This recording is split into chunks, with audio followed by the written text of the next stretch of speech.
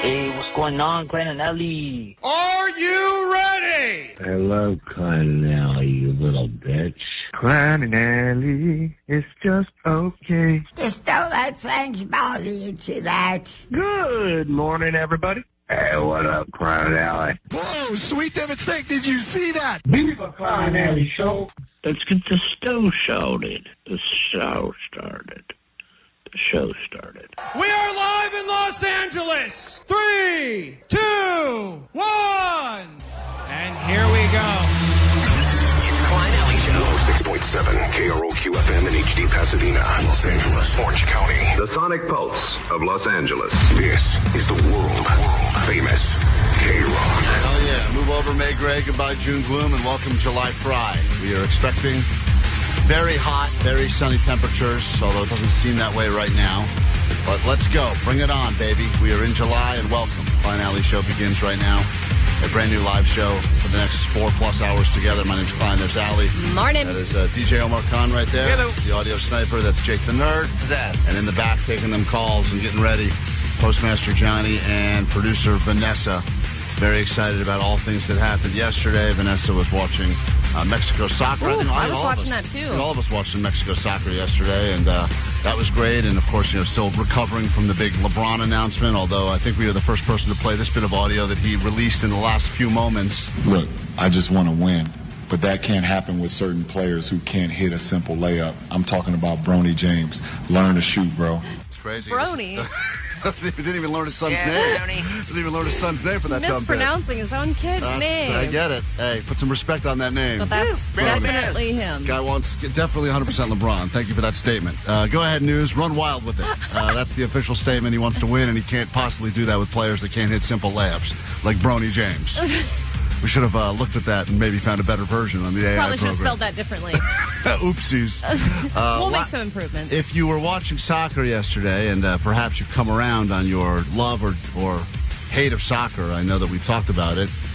People have flip-flopped opinions, that this doesn't get the respect in this country of the other sports. And now with the World Cup, all of a sudden people are finding themselves all caught up in football action. I'm caught up in everybody else's reactions. I'm caught up in the incredible Team Mexico fans and the incredible fans of, every team that has had decades of drought, right? And seeing them have their moment. That's what I'm excited about. I'm watching more games now, and I'm watching with mild interest, which is a big step up. Here's just some of the excitement that was waiting this morning on the GOAT line. Oh, yeah. I remember. Let's go, Mexico.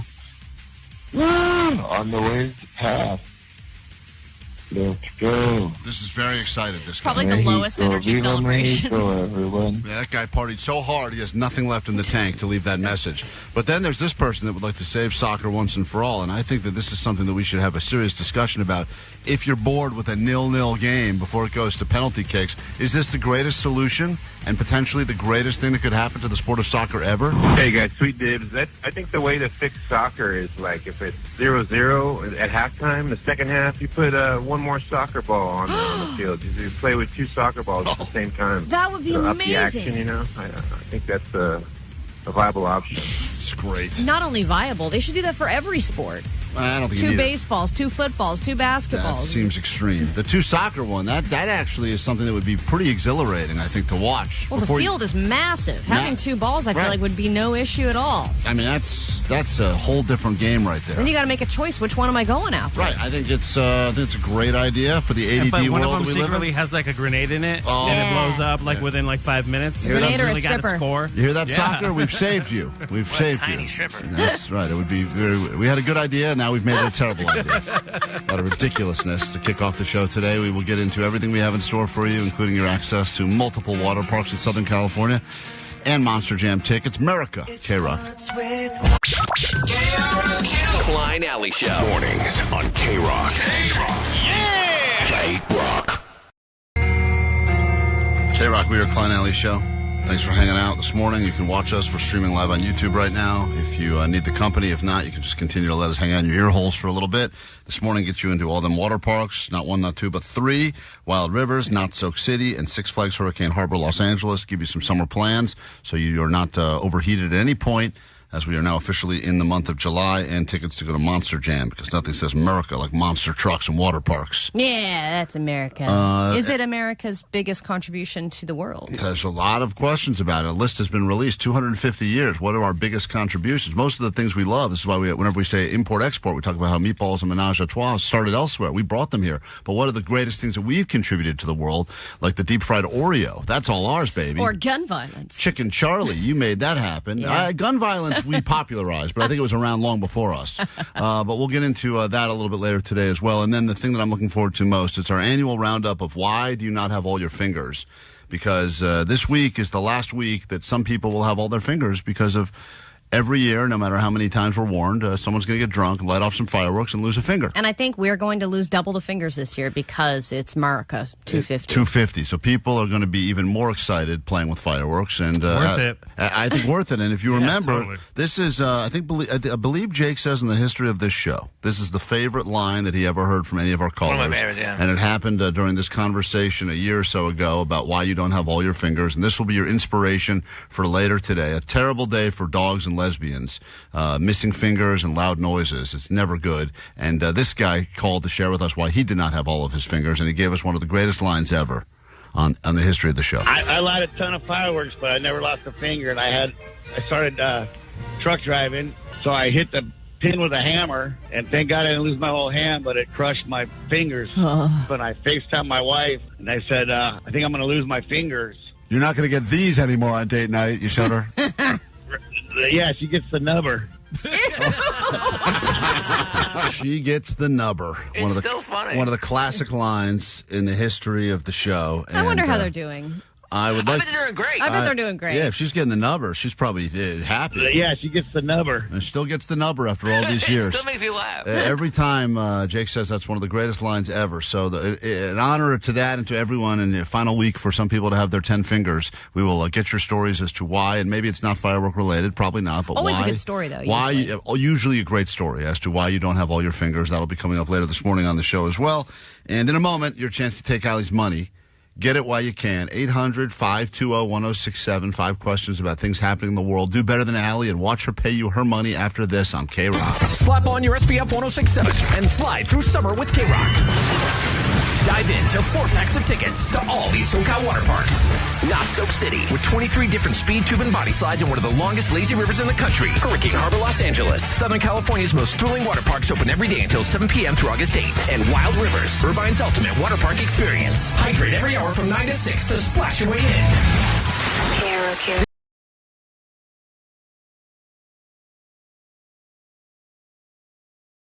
K-Rock. We are Klein Alley's show. If you'd like to take $100 of Alley's money, now would be a great time to call us. 800-520-1067. Perhaps you've heard it before, but never called to play the game.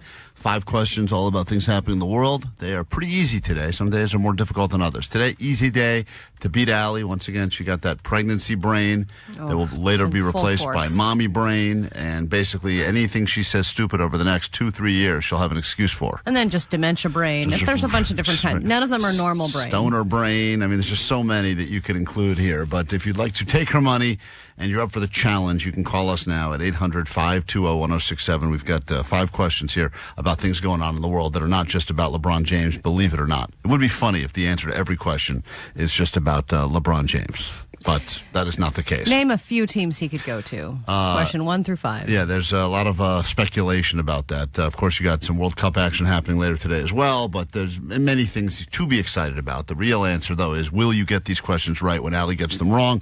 She will leave the studios, and if you're new to the show, every morning around this time, a chance to win her money as she exits. She will not hear any of these questions. You get to go first. We will then score it together, and at the end, we'll figure out if you did better than she did, and if you do, then she will be forced to give you her money. Of course, ties go to the house. That's the one caveat. And we say good morning right now to, let me say, where are we going today? Gardena. We going to Julio. Let me say hi to, hey, Julio. Good morning. You're on K-Rock. Hi. Hey, hi. Good morning. Good morning. Good morning. You feeling smart? Sure. All right, we'll go with that as confidence. 5 questions about things happening in the world. If you do better than Allie, you get paid. And here we go. Allie knows the news. LeBron James leaving Los Angeles. That was announced. But another Los Angeles basketball superstar is leaving another team. This time we go to Canada. Which other player announced they are leaving L.A. yesterday? Pass. Pass on one. We go to question number 2. The co-writer of one of the most played songs at any wedding you've ever been to has died at the age of 74. What song was this man responsible for writing?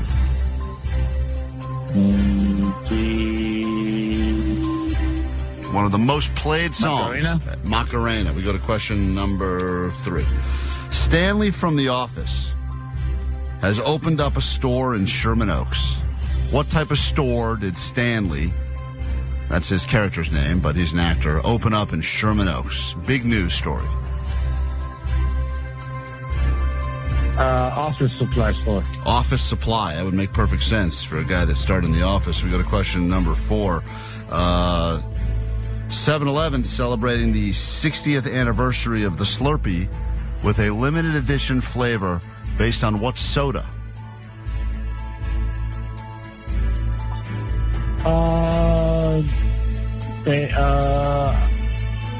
Mountain Dew. And finally, we go to question number 5. When in doubt, Mountain Dew is always a good guess. This is your 5th question. A chance to take Allie's money. There is a world record that is attempting to be broken on the 4th of July this year at the National Mall. What is the world record that they believe that they will be able to break on the 4th of July at the National Mall?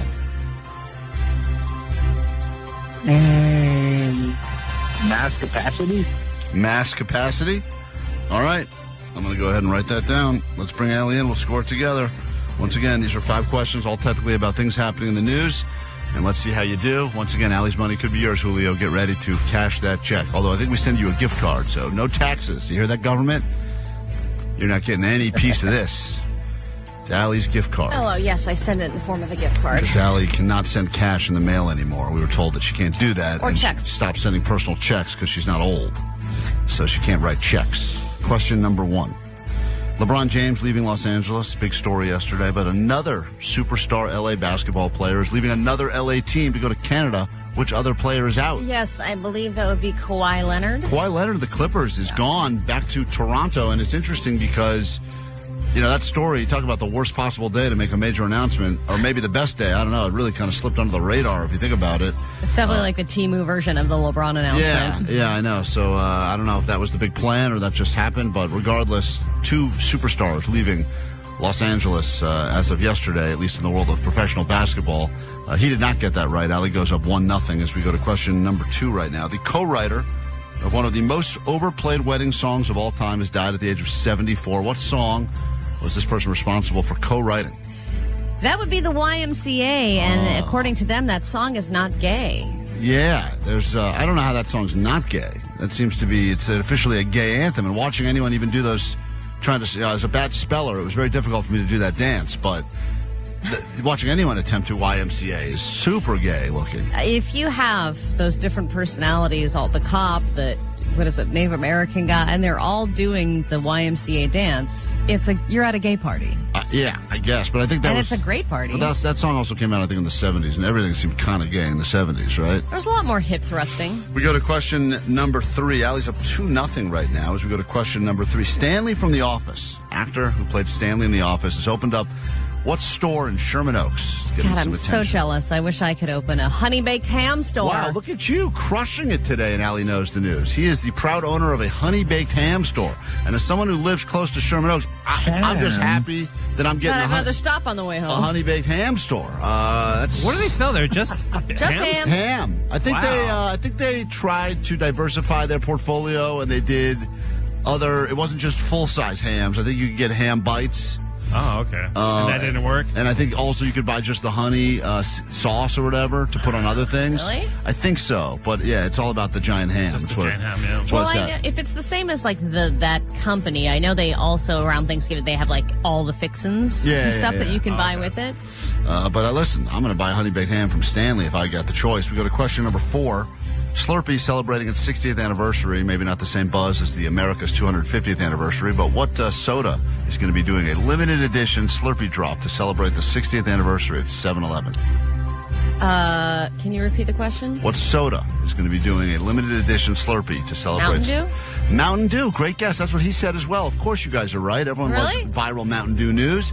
And that's America, baby. Mountain Dew Slurpee is coming to 7-Eleven for a limited time only. And we go to this final question. Allie, you are on the verge of a clean sweep, which has not happened in a while.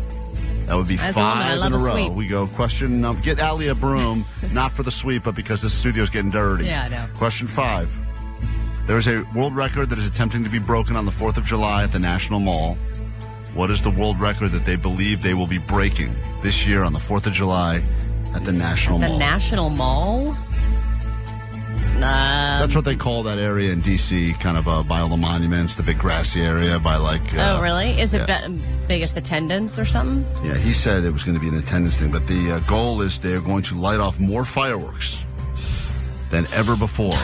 They have 850,000 fireworks from 10 different sites that they plan on lighting off, and that will be some sort of a So Julio, you didn't play the game great, so Allie keeps her money at least for another day. And what must you shamefully admit over the airwaves of K-Rock? Go ahead. Ay, Dios mío. I'm Julio from El Monte, and Ali knows the news. I do hope that we add Ay Dios mío to all people who don't win. Allie knows the news. If you play and you lose, you must start all concession speeches with the Ay Dios mío. Yeah, it's only right. We got new requirement. Much more to get into on the show today, including some drama, baby mama drama with the throat go. That's all coming up on K-Rock. Klein Alley Show. Mornings on K-Rock. Yeah! K-Rock. We're in the month of July. America is still, at least right now, in the World Cup, and we've got a big birthday to celebrate, 250th anniversary. Well, it's funny you play that clip, Allie, Omar, because there's been a request for the audio sniper to get everyone in the patriotic feels of the month ahead. And I don't know, we don't do song requests a lot of times on the show. But here is a request to kick off the month of July, and that was one of the 3 sounds that was requested. So here we go. Let's see if the audio sniper can deliver. Hey, this message is for the audio sniper, DJ Omar Khan. Can I get some Alley clips to celebrate the 250th birthday of America? Can I get a America followed by a ba-ba-ba, followed by a English? Do you speak it? Fire away. That's that guy's got a very special request from the audio sniper for a back-to-back American trilogy of sound effects provided by our very own Allie Johnson. Whenever you're ready, audio sniper. I have so much. Fire away. Fire away. Son of a bitch. I'm not, yeah, that sucks, huh? not going to help you.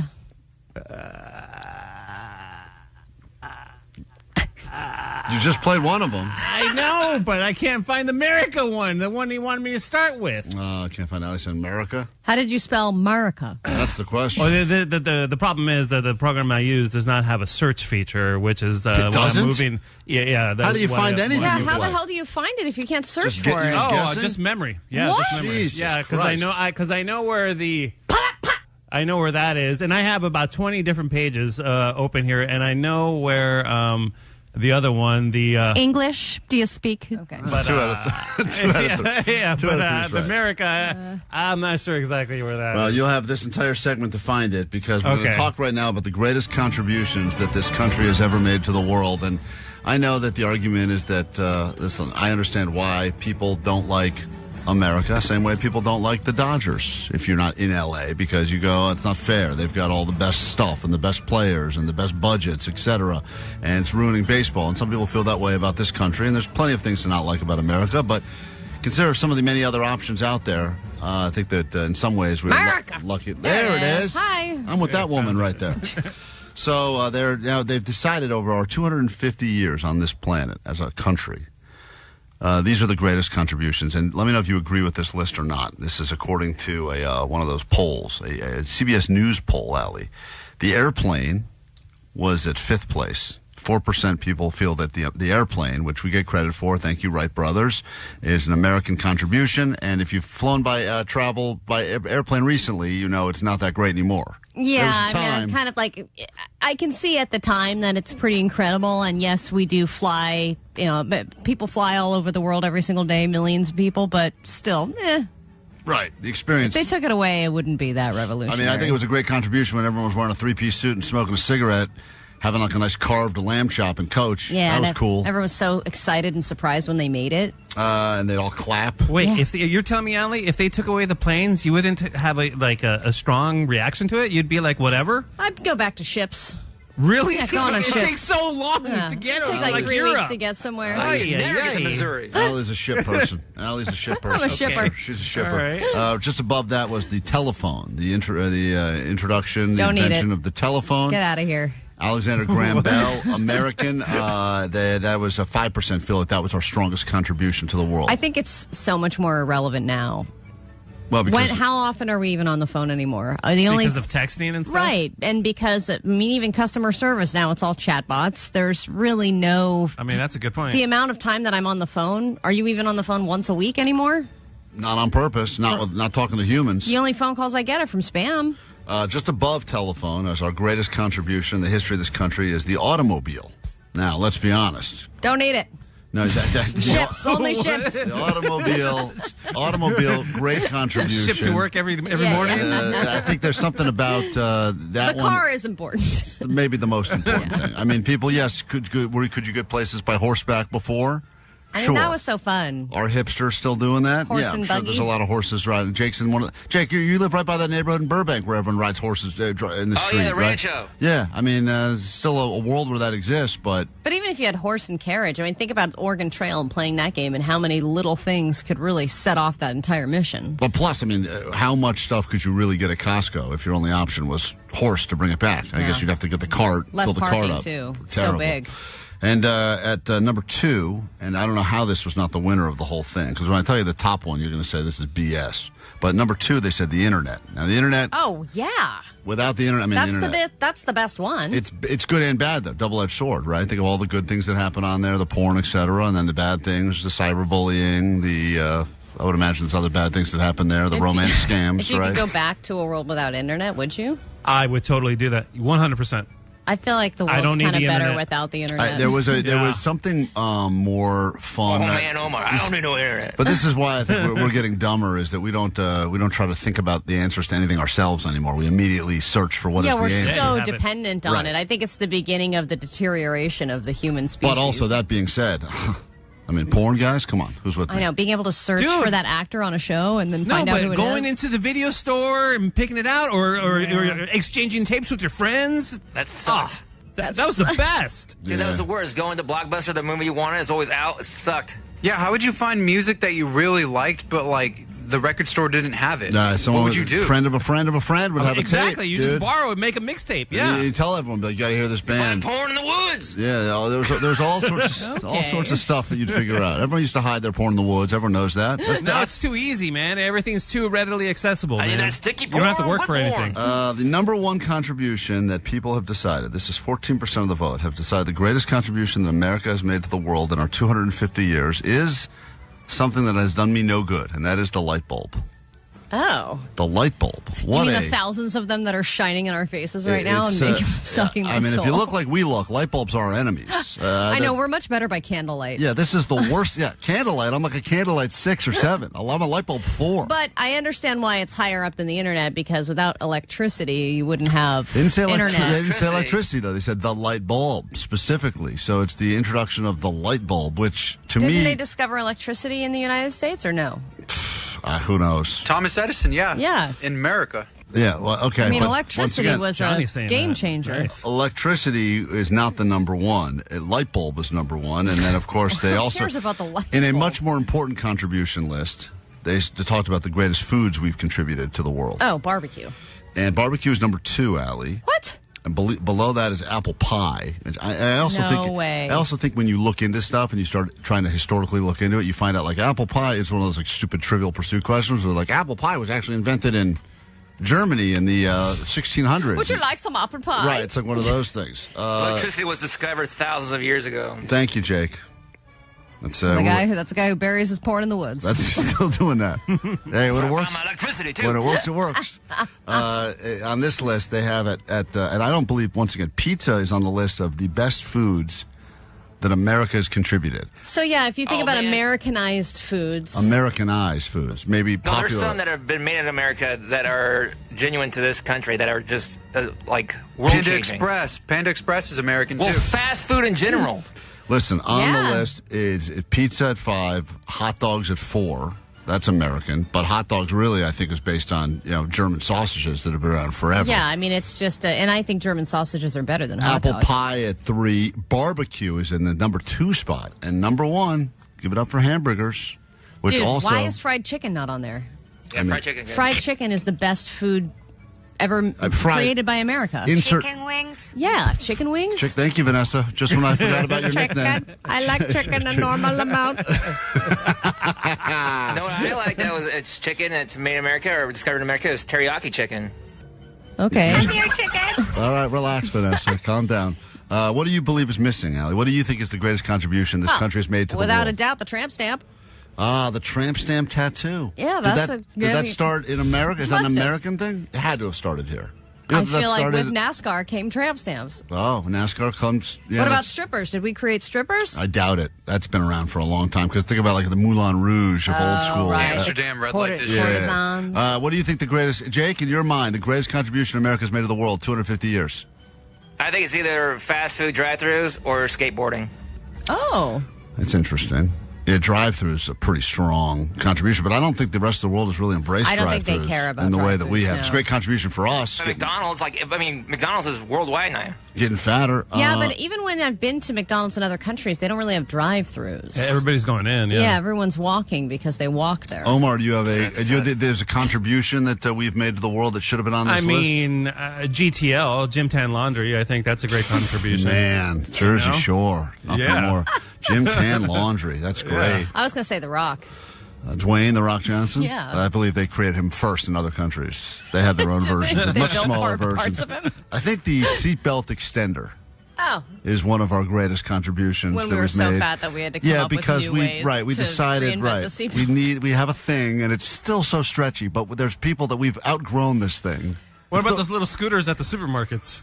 Oh, those man, that was one of my nominees, the hover round too. Things? For the badasses. Those are cool. For lazy people. Yeah, those are good, too. Yeah, so we created airplanes and then got too fat for the airplanes. Right. So we had to make seatbelt extenders. Yeah, we're getting good at this. Johnny, what do you think is the greatest contribution we've made?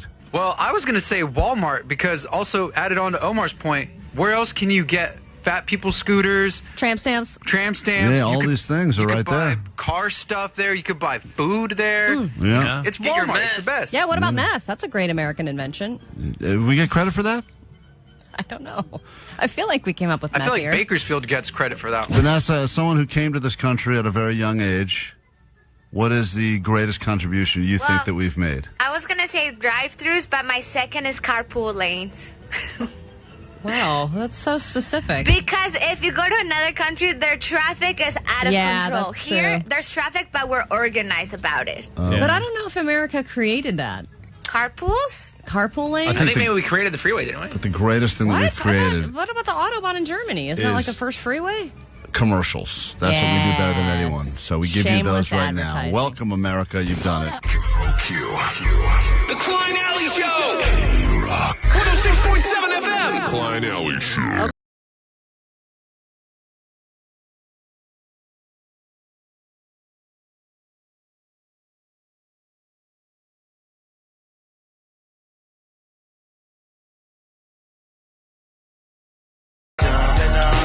K-Rock Klein Alley Show. Thank you, Gorillas. Get into some A.D.D news, and a brand new hour of the show will officially begin, and we'll talk about why you don't have all your fingers. If you have a story and you look down at your hands right now and you can't count to 10, we will hear from you next hour. Score yourself some tickets to Monster Jam, and nothing says Monster Jam like not having all your fingers. We'll make that happen for you next hour on the show.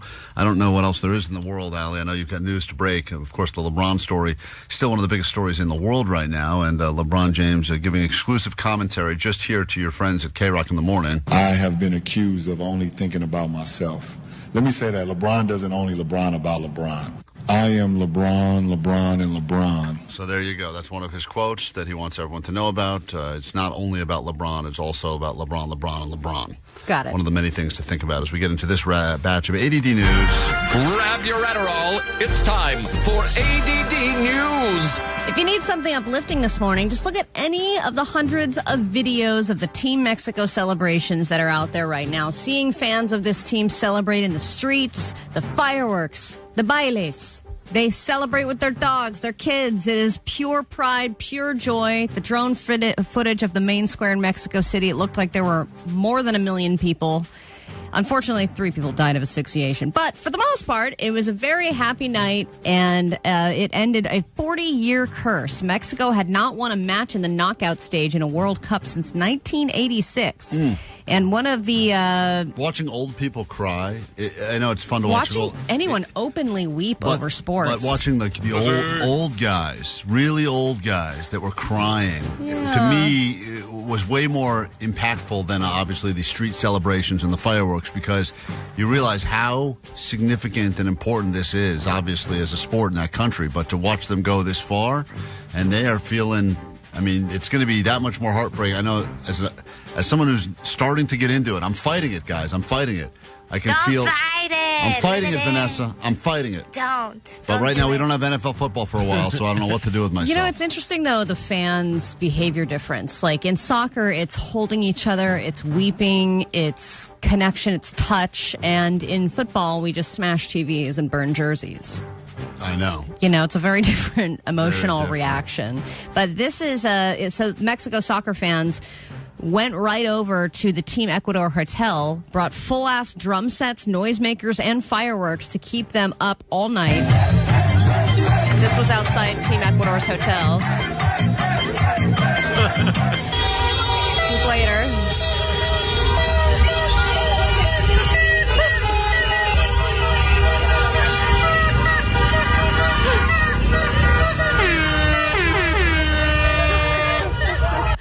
By the way, I hate Hispanic people. Hey! Whoa, where did she come from? That was Team Ecuador. Jesus Christ. And you see some of the players like peering out the window. Yeah, it's they're hilarious. just so pissed. One of the best videos, in my opinion, was this guy who was at the Dodger game last night, but was clearly watching the soccer game on his phone so funny. and couldn't help but celebrate when they scored. Left-handed fastballs. Is 2-2. Spikes in the dirt. It was so funny, too. But you see Robleski not going away from what has been a successful and winning formula for him, BK, and that is at the core of the transformation we have seen as he has changed roles from 2020. But the pitch was such a bad pitch because the guy jumped out of his seat. He was so excited that it had to have been distracting because I'm sure, right? Threw the ball right in the dirt. I mean, the guy jumped up. Couldn't have been more excited. It was awesome. So How great could the to announcers watch. not acknowledge that guy? I know, they just keep going with their boring analysis. Oh, it's God. just like, come on, pivot a little bit. All right, you want some early Chris Martin to drool over? Coldplay is releasing some of their early studio tapes and putting them up for auction. So some middle-aged woman who loves Chris Martin's probably going to buy that. Studio tapes, alternate mixes, demos from their first sessions together, all predating their first album, Parachutes. It's all going to auction, including a 9-track cassette with their earliest known recordings and 2 of the songs that were never released in any form. And I'm noticing now this trend with these legacy bands like Smashing Pumpkins and Coldplay just kind of digging through the archives and releasing stuff. And the question is, should it be released or should it stay hidden? There's a reason why those songs have not been released. Yeah, we just talked to Matt Bellamy of Muse about that when he was in here, and the concept of these songs that have existed for so many years that they didn't maybe think were up to snuff, but they know the fans would love them so much that if someone is such a super fan of your band, they'll happily Some are embrace. great. That Linkin Park one was great. Yeah, they're going to embrace any of that stuff, and it feels like the gift that keeps on giving when you have the old stuff. Here's a PSA if you plan to light your own fireworks this year. Do not hold them in your hand because it might blow your hand off. And I would add this to the list of America's greatest contributions, blowing our fingers off with fireworks. I'm 36 years old and we've done, fireworks my whole life, and everybody's always like, don't, hold them, don't do this, but everybody does it, and it's all fun at the moment, and you think it's not going to happen to you, and it can, and I am proof of that. An Oklahoma woman warning others after a Roman candle exploded in her hand. Jessica Kai's lost both her pinky and ring finger and has burns across her body. Jessica faces more surgery, months of therapy, and learning how to live with just one hand. And as a hairstylist, this injury has put her career on hold. Jessica's friends have started a GoFundMe to help with bills and recovery. Being a hairdresser, it's tough to do that with one hand. Yeah. Yeah, she gets the nubber. That's right. She's going to be giving it. Hey, this hour we'll be celebrating you if you don't have all your fingers, so be ready to call us. Just to give you a little extra time to dial 800-520-1067 as we get into a brand new hour of the show right now on K-Rock. Klein Alley Show. 106.7 KROQ FM in HD Pasadena, Los Angeles, Orange County. The Sonic Pulse of Los Angeles. This is the world famous K-Rock. Good morning. Welcome to your K-Rock. We are Klein Alley Show. Nice to meet you. Thanks for hanging out, making that pledge to have a funner summer. It all starts in your mornings. Have a funner morning. Guaranteed to probably have a better day. And it's that trickle effect. So this hour on the show, get you into Monster Jam, get you some tickets to a water park, not one, not two, but three, so that you can go ahead and cool off and enjoy floating in lazy river upon lazy river all summer long. And that'll be happening at 9 a.m. sharp this hour. If you do not currently have all your fingers, the question we have for you is why? Fireworks get all the glory this time of year, but there's many reasons why people have lost a finger or part of a finger. And we'll take your stories, put them on K-Rock, and give away some tickets coming up later this hour. And we're in the middle of pledging a funner summer here by forcing each other to do things. And already, Vanessa has been drunk at a water park. It's the first official challenge completed for funner summer. And this person's got an interesting theory, Allie, that we may want to think about. Good morning. Hey, I'm calling about the Alley Threesome Funner Summer Challenge. And I just want to say that I think Jake's being a little bitch because I've been calling, and I think what you guys need to do is, since y'all been swapping things anyways, it should be swapped to him because he doesn't really have anything else on that list going on, and he's single. So she's suggesting that, Allie, you give Jake the one-night stand challenge. No swap backs. Because Jake technically, could do that without creating a whole problem like you would in your marriage. Well, I never even spun this challenge. Right, you weren't here. You assigned it to me. No. You said swapsies, you have to one-night stand now, so... Yeah, no swap backs. And Jake, what is on your funner summer challenge list? Do a drug that I've never done before, and then I forget the other one.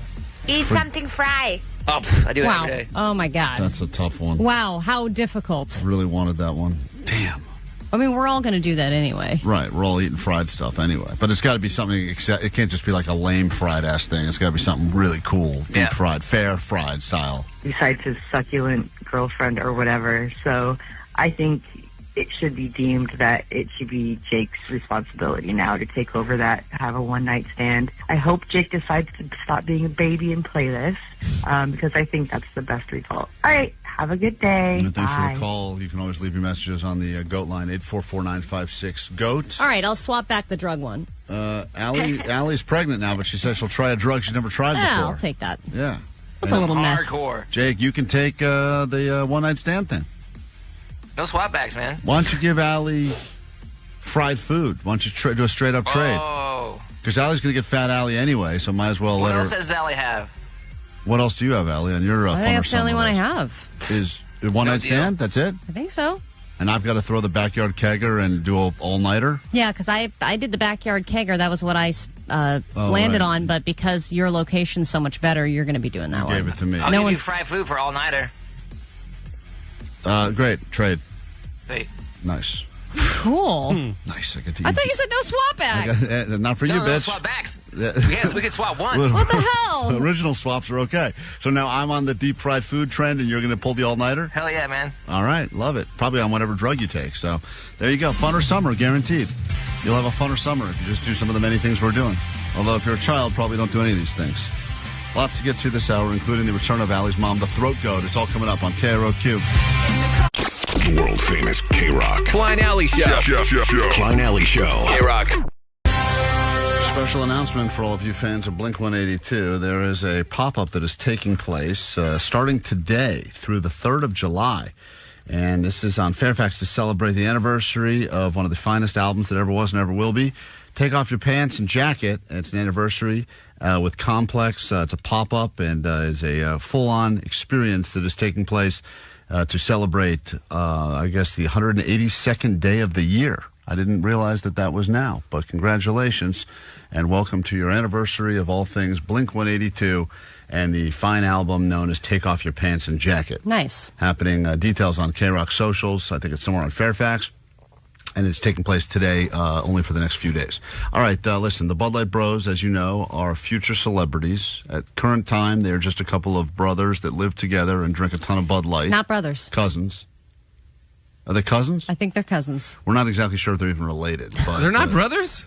I think that was... This was a revelation to me as well. Yeah, when we were trying to get one of them laid, and we did help one of them lose their virginity this year, which I think is also one of the finest things we did. If you think about all the nice things we've done for people, I know currently we're trying to find Blind Charlie a working kidney, but I mean, even if we get him the working kidney, I still think the nicest thing we ever did was get one of the Budlight brothers laid. And I think we discovered that he's pretty asexual, but he did have sex with a trucker woman. Yeah, trucker lady listened to the show, and that was really cool of us to do that, and cool for him, I think. And cool for her to do. Cool for her. And she said she enjoyed it, and everyone won. It was a win-win-win for everyone except for the lawyers here that made us sit through a lot of meetings afterwards. Regardless, the Budlight Bros have committed to being YouTube superstars, and that is why they have released another list, Allie. Well, they all say it's consistency when it comes to YouTube. Gotta just keep doing it.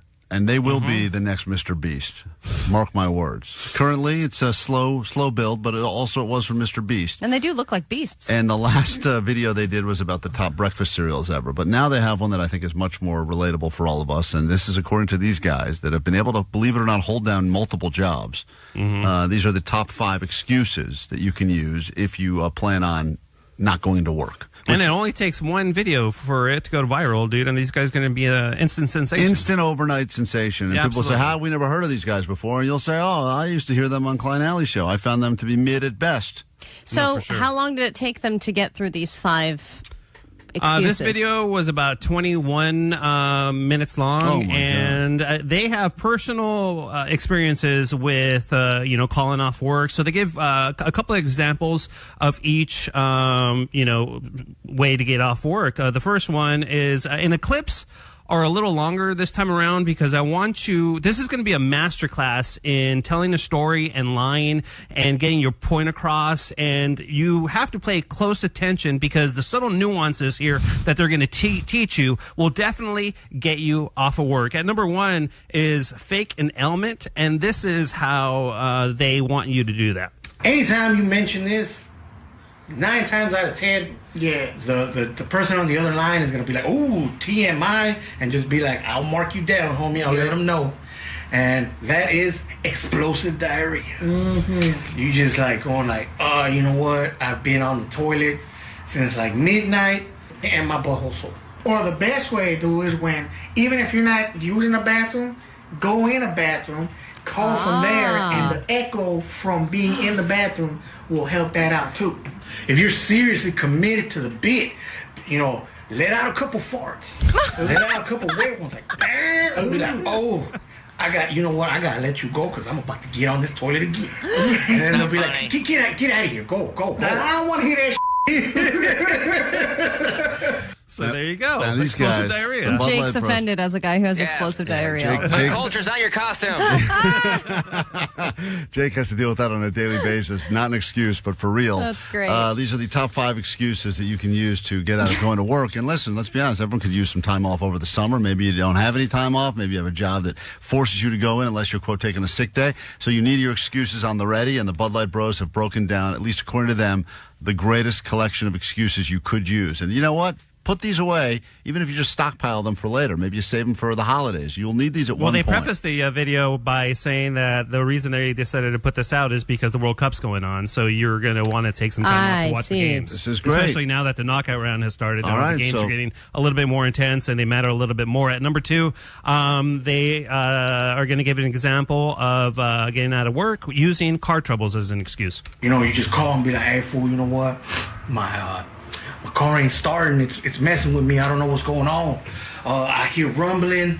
It just goes. It don't want to turn over. I don't know what it is. It could be the battery. It could be the alternator.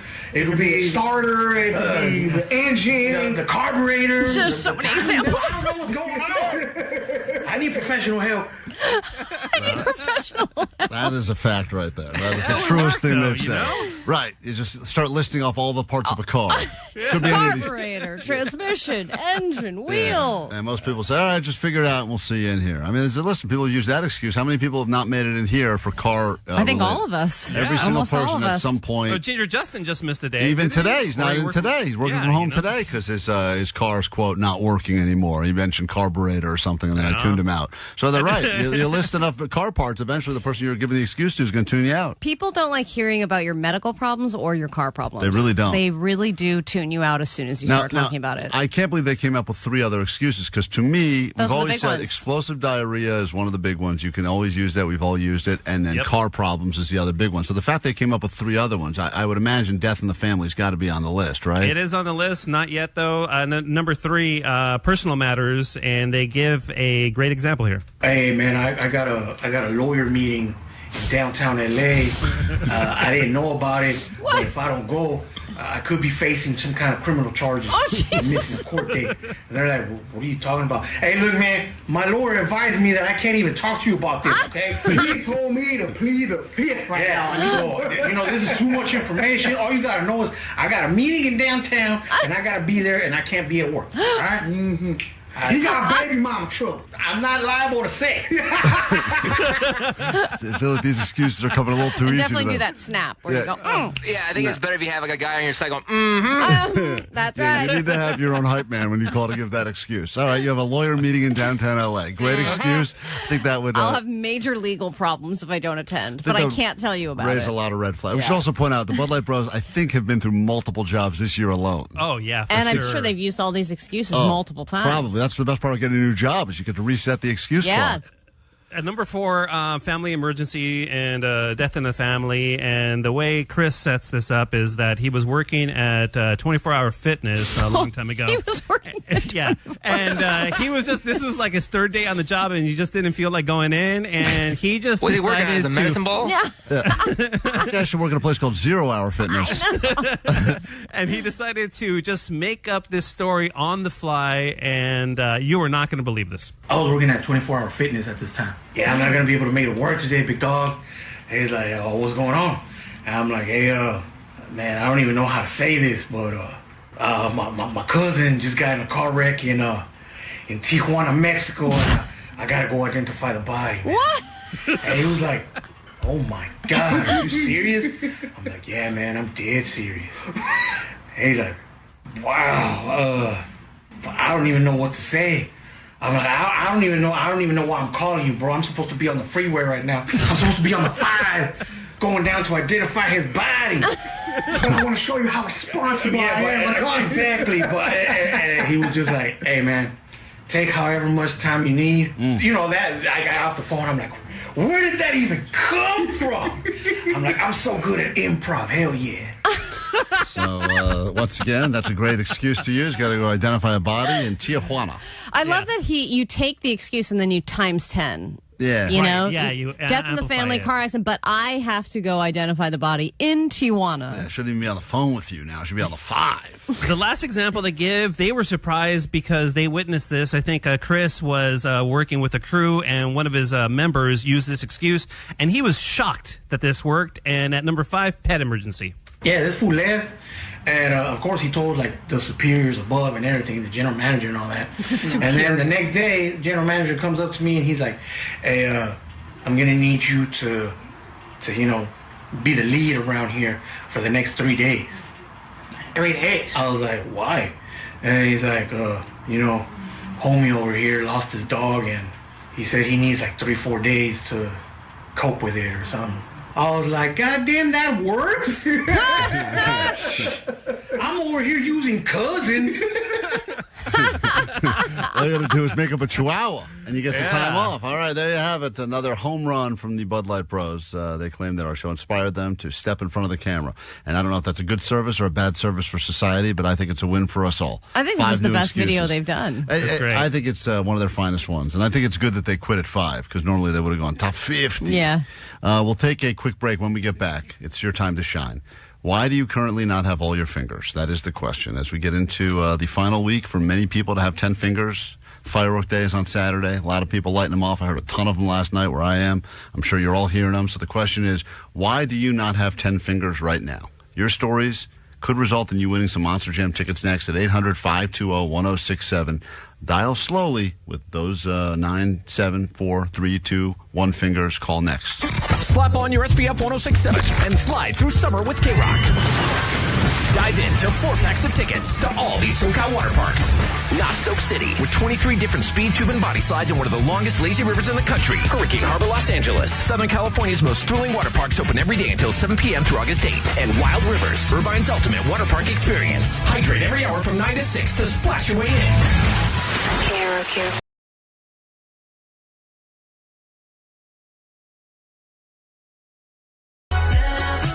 K-Rock, Klein, Alley Show. You ever see someone that doesn't have all their fingers? Usually there's a great story that goes with that. Every once in a while, it's the 4th of July firework that we're warned about every single year, and still some people are going to only be celebrating one final couple of days with their both their hands and all their fingers, because eventually at some point someone's going to say, hold this M80, let's light it, and don't throw it. You can count to 5, and then boom, it goes off in 3, and there goes your finger. Yeah. And they warn you about it every year, which is why the fire departments are constantly warning us about illegal fireworks, and they're blowing up watermelons, and a lot of watermelons, perfectly good, delicious watermelons, are giving their lives right now so that we can save a few hands. I don't know if you remember this impactful story from secondhand Cindy, but she was engaged to be married to a man, and then he put his engagement finger on, or his his wedding ring on, his engagement ring on, and then it got caught on something and ripped his finger off. I do remember and that. then she dumped him after that. Yeah, she said, I can't date this But freak. he has a number. And he's got the number. So your story's now at 800-520-1067. Up for grabs. Bragging rights, you get the official Nubby Award, which we only give out once a year, and you'll get some tickets to go to Monster Jam, Crypto.com Arena, because I think that most people at Monster Jam shouldn't have all their working fingers. July 17th, great seats still available at AXS.com, but you'll win them from us right now if you have a great story as to why you do not currently have all of your fingers, and the phone number is, once again, 800-520-1067 to call or to text. We start, this can't be possible. Hey, Cripple Cody, you're also missing fingers? Yeah. Wait a minute. When I was 8 years... You're the Cripple Cody that currently has not working legs. Correct, yes. You would think you need your hands more than anybody. Well, this happened before breaking my back. So what happened? I crashed on a dirt bike when I was 8, and I got my finger, my right ring finger, pinched between the lever and the handlebar when I hit the ground. And I went to pick my bike up, and it felt like I had a splinter in my hand, or in my finger, and I took my glove off, and my fingertip stayed in the glove. My God. Oh. Was it a situation where they couldn't reattach it?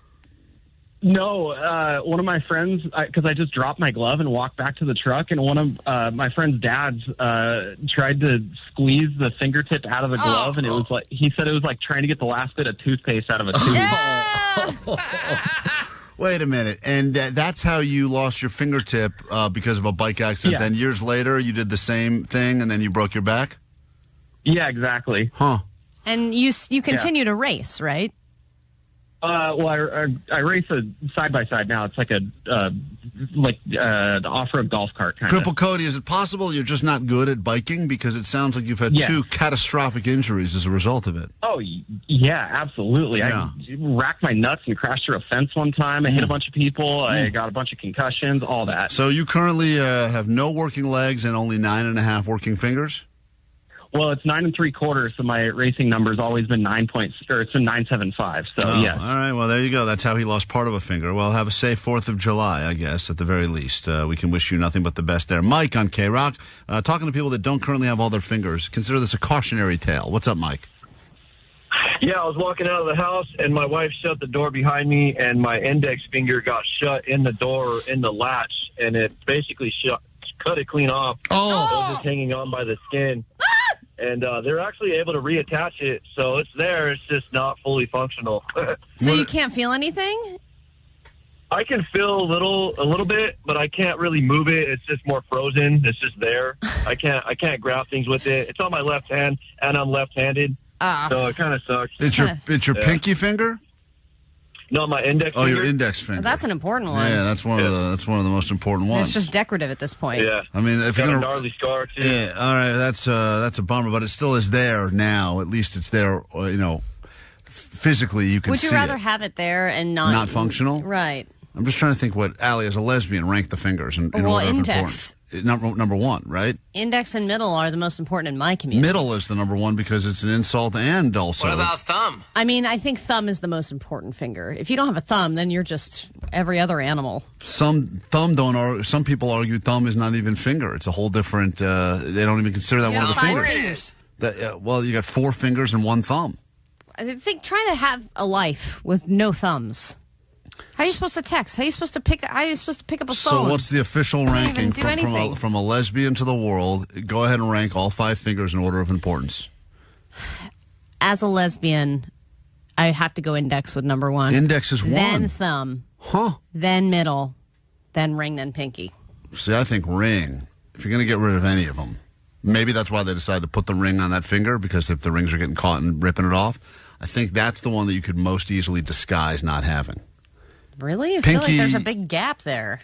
Yeah, but if you're in a fist, no one could tell. If you're drinking tea, you got to have your pinky out. That's important. Pinky's out. Yeah. I think we definitely can't lose our pinkies. How are we going to enjoy tea without it? Can't enjoy tea. So the ring has got to be the one that is the first one that you go. How are you going to snort cocaine with that one long nail? Right. That's what you need your pinky for. Right. You can't. I think the ring one, other than the fact that you prove to the world that you're married or you're off the market, that's a great excuse. Hey, I can't get married. I have no ring finger. Yeah, or maybe you are married and the person's like, you keep cheating on me. No one knows you're married. Well, I got rid of my whole finger. Hey, Liz, which finger are you missing? Hi, I actually don't have all fingers, but my son was in summer school a few years ago and came home and said that one of his teachers, who wears sandals every single day, was missing a toe. She only had 9 toes. He eventually built up the courage to ask her what happened after the summer, and she said a lawnmower had rode over her foot. Oh, and my God. Do you know which toe it was? Damn. I don't know, but I just imagine a bunch of 7-year-olds were just mortified and shocked. I mean, it's pretty ballsy if you're missing a toe to just wear sandals all the time. Yeah. That's another reason, too, actually. It's also right. So you show it off, I guess, because everyone's going to go up and ask you the story. But is that the real story? See, I also think that the people that are missing fingers, even if they're missing them for not fun reasons, they've come up with fun stories. Because they know that people are going to ask them about it. They know people want to know. And I know every time they tell the story, someone's going to go, oh! Right.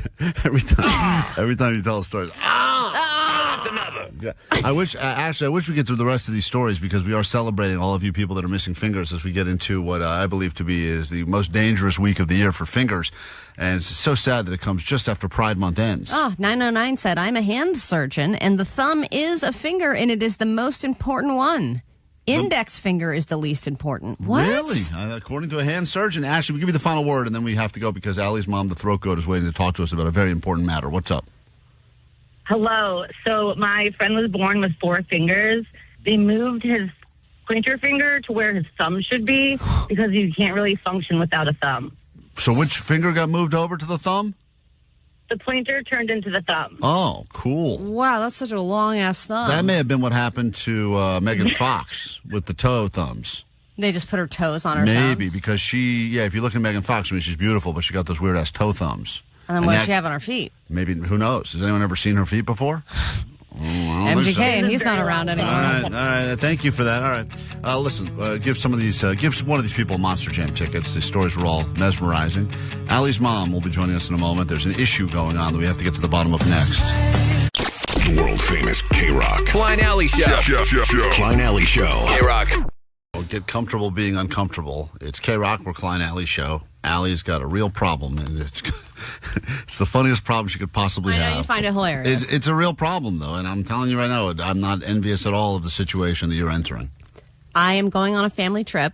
I'm already not envious. Just for that reason alone, being around family seems exhausting. Well, we're going to a beautiful place. Mm-hmm. We're going to Hawaii. And we are getting like an Airbnb. It has... So my mom and her husband, it's me, my wife and kid, and it's my sister and her husband. So there are 3 bedrooms, and we're all staying in the same Airbnb. Now, what I realized last night as I started trying to pack for this trip is I do not want to be in the room that is closest to my mother and her husband, because as we've all learned together, my father needs hotel sex or any sex while traveling. Vacation sex. Vacation sex, or when they're in an Airbnb or a hotel or any kind of travel scenario. It's his medicine. It's something that he really needs and enjoys. Steve needs his meds. So I want to make sure that I am not in the room that is the closest to my mom, right? And Steve, Where she because administers the I don't. medicine. Okay, The emergency room. I don't want to hear or know about the administering of the medicine. And I realize that we haven't called dibs on the rooms yet. Well, isn't it first to arrive? It's like the Real World. Remember when you showed up at the Real World house in MTV? You were first one there, you got to pick your room. Yeah, but here's the thing. My sister and I both get in around the same time. You got a race. And The we amazing are going to race. be in a rat race to see who can get their rental car first and get to this Airbnb so we can snag the most desirable room. Let me ask you a Does question. your sister have the same concern? I talked to her about it, and she just did a bunch of crying and throw up emojis. That's not throw up emojis. That's throat goat emojis right there. Get it right. Get it right. So, well, would you like to talk to your mom about this, and maybe you guys can come up with some sort of a plan? well, I do have a question for her because I don't know the layout of the Airbnb. All I right. didn't book it, so I'm not sure if this is an issue or not. If there's a room that's like way off in another wing, then they can just have that room. Earlier this week, we talked to one of the throat goats by the name of Joey Jaws Chestnut. They call him the Jote. He puts a lot of hot dogs in his mouth on the 4th of July. But I would argue equally as important to this country is the other throat goat known as Allie's mom. And she joins us now on K-Rock again. Good morning, Allie's mom. Hi, how are you? Doing great, and happy early 4th of July. And as you maybe heard, or I don't know if you were able to hear that, but Allie's concerned about the Airbnb situation. Yeah. Everyone seems to be concerned. I'll tell you who's not concerned is Steve. Well, yeah. So you can confirm that when you arrive in Hawaii, he's going to want that, right, Mom? Yeah, we usually have to christen a room. Oh. Are you loud lovers? Well, he has a really deep voice. Oh. Okay, so what's going to happen? Because my sister and I get in around the same time. What is the layout of this place? Are there two rooms that are separated from one room, or what's the situation? Do you christen all the rooms? Yeah, do you? No, just ours. Okay. That has to happen before we even unpack. Okay. Oh, man. Wow. So Steve gets unpacked. First, got to unpack his bags. Oh. Yeah, he's got to settle in. Okay. Oh, man. All right, so that's going to happen immediately upon arriving in Hawaii. Right, but we get in later, so let's think this through. So there's, on the main level, there's that's not my stepdad. I think that is. On the main, is that a volcano in Hawaii, or is that Steve? That's a volcano. That's an eruption. Run! Dormant volcano erupts. Escape, mainlanders! Steve is erupting. All right, we can all stop laughing now. Now, you were saying the one room is on. This is like Pompeii. Everyone's stuck in. Everyone's just stuck under Steve's load, Oh, stop trying to it. escape the giant eruption of Steve. Future archaeologist. He was christening the room. All right. Yes, go ahead. So explain the layout so Allie knows. On the top shelf, on the top story, there is a king room. Okay. Which is separate, and your sister has claimed that I knew one. it. I knew she already claimed it. I knew there was an upstairs and a downstairs, and I knew she had claimed it. God, so I'm next to you guys then. Is that true? Well, yeah, because we thought that we thought You thought what? We thought that then Wesley could come over to our room if he wanted. Wesley's gonna be there for that? They're gonna scar him for life. Kinky stuff right there. Okay. All right. This is He's got to learn it somehow, babe. Okay. Yeah. Take off that tutu, kid. This is how real man operates. I get it. Wow. Listen, I am blown away. I mean, not as much as Steve will be, All but right. still, this is a wild. So it's all funny, haha. But when you guys arrive, should we coordinate all of my sister and all of us leaving the house for a bit so you can have time? Yeah, maybe take a walk to the beach or something. Okay. How long do you think All right, yeah, what's the time frame? How long do you need to christen a room upon your arrival? Well, it's only a 3-minute walk to the beach. Okay. But I think that maybe walk to the beach, stick your toes in the water, leisurely make your way back. Okay. And are you preparing at all? Like, we were talking to Joey Chestnut this week about his preparations for the 4th of July hot dog eating contest. Are you also, Throat Goat, preparing for this trip to Hawaii in any way? Not really. I feel like I have so much scar tissue anyway. Oh, come on! Oh, man. All right. What an appearance, Sally. She's the best, huh? That's Great. amazing. Can't wait. All What a right. great family vacay. That's amazing. And maybe you guys can take one of those helicopter tours to the rim of Mount Steve, where you can kind of all look at what's happening as the lava starts to bubble up. And how many times a week? Like, is this going to be happening every day? Like once? No. Okay. No, you know what? I'm going to make an executive decision. We'll stay upstairs. Oh, okay. All right. Oh, that's going to piss off your sister, Allie. Yeah, well, she had dibs on that room. So you're gonna- I knew it. She didn't even tell me she had dibs, too. So- She's like, No, we'll see. So you're going to move upstairs Yeah. with Steve. That's good, because then the lava can flow downstairs and fill the house. Exactly. I think it's appropriate. It kind of just makes sense. Yeah. Okay. You guys well. should have your privacy. All right, there you have Yeah. it. That's Sally's real life mother, the Throat Goat. All right, well, we're excited. Thanks, Mom. Aloha. Aloha. Yeah, Hello. Oh, yeah, that's absolutely it. All right, she's 90% scar tissue. Allie's mother. We got to take a quick break. Back, more show next. Klein and Alley Show. Alley Show mornings. KROQ. K-Rock.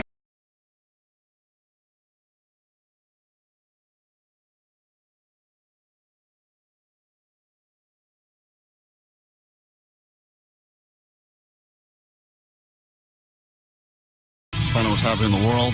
Then we will get into a brand new hour of the show, hook you up with them tickets so you can go down all the water slides you want or just float around in a lazy river like the good Lord intended, as we are officially now in the month of July.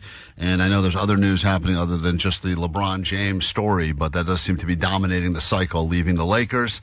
And not doing so until after his son was already guaranteed to have a contract of $2 million, which, by the way, in the world of the NBA means absolutely nothing. Pretty sad little contract there.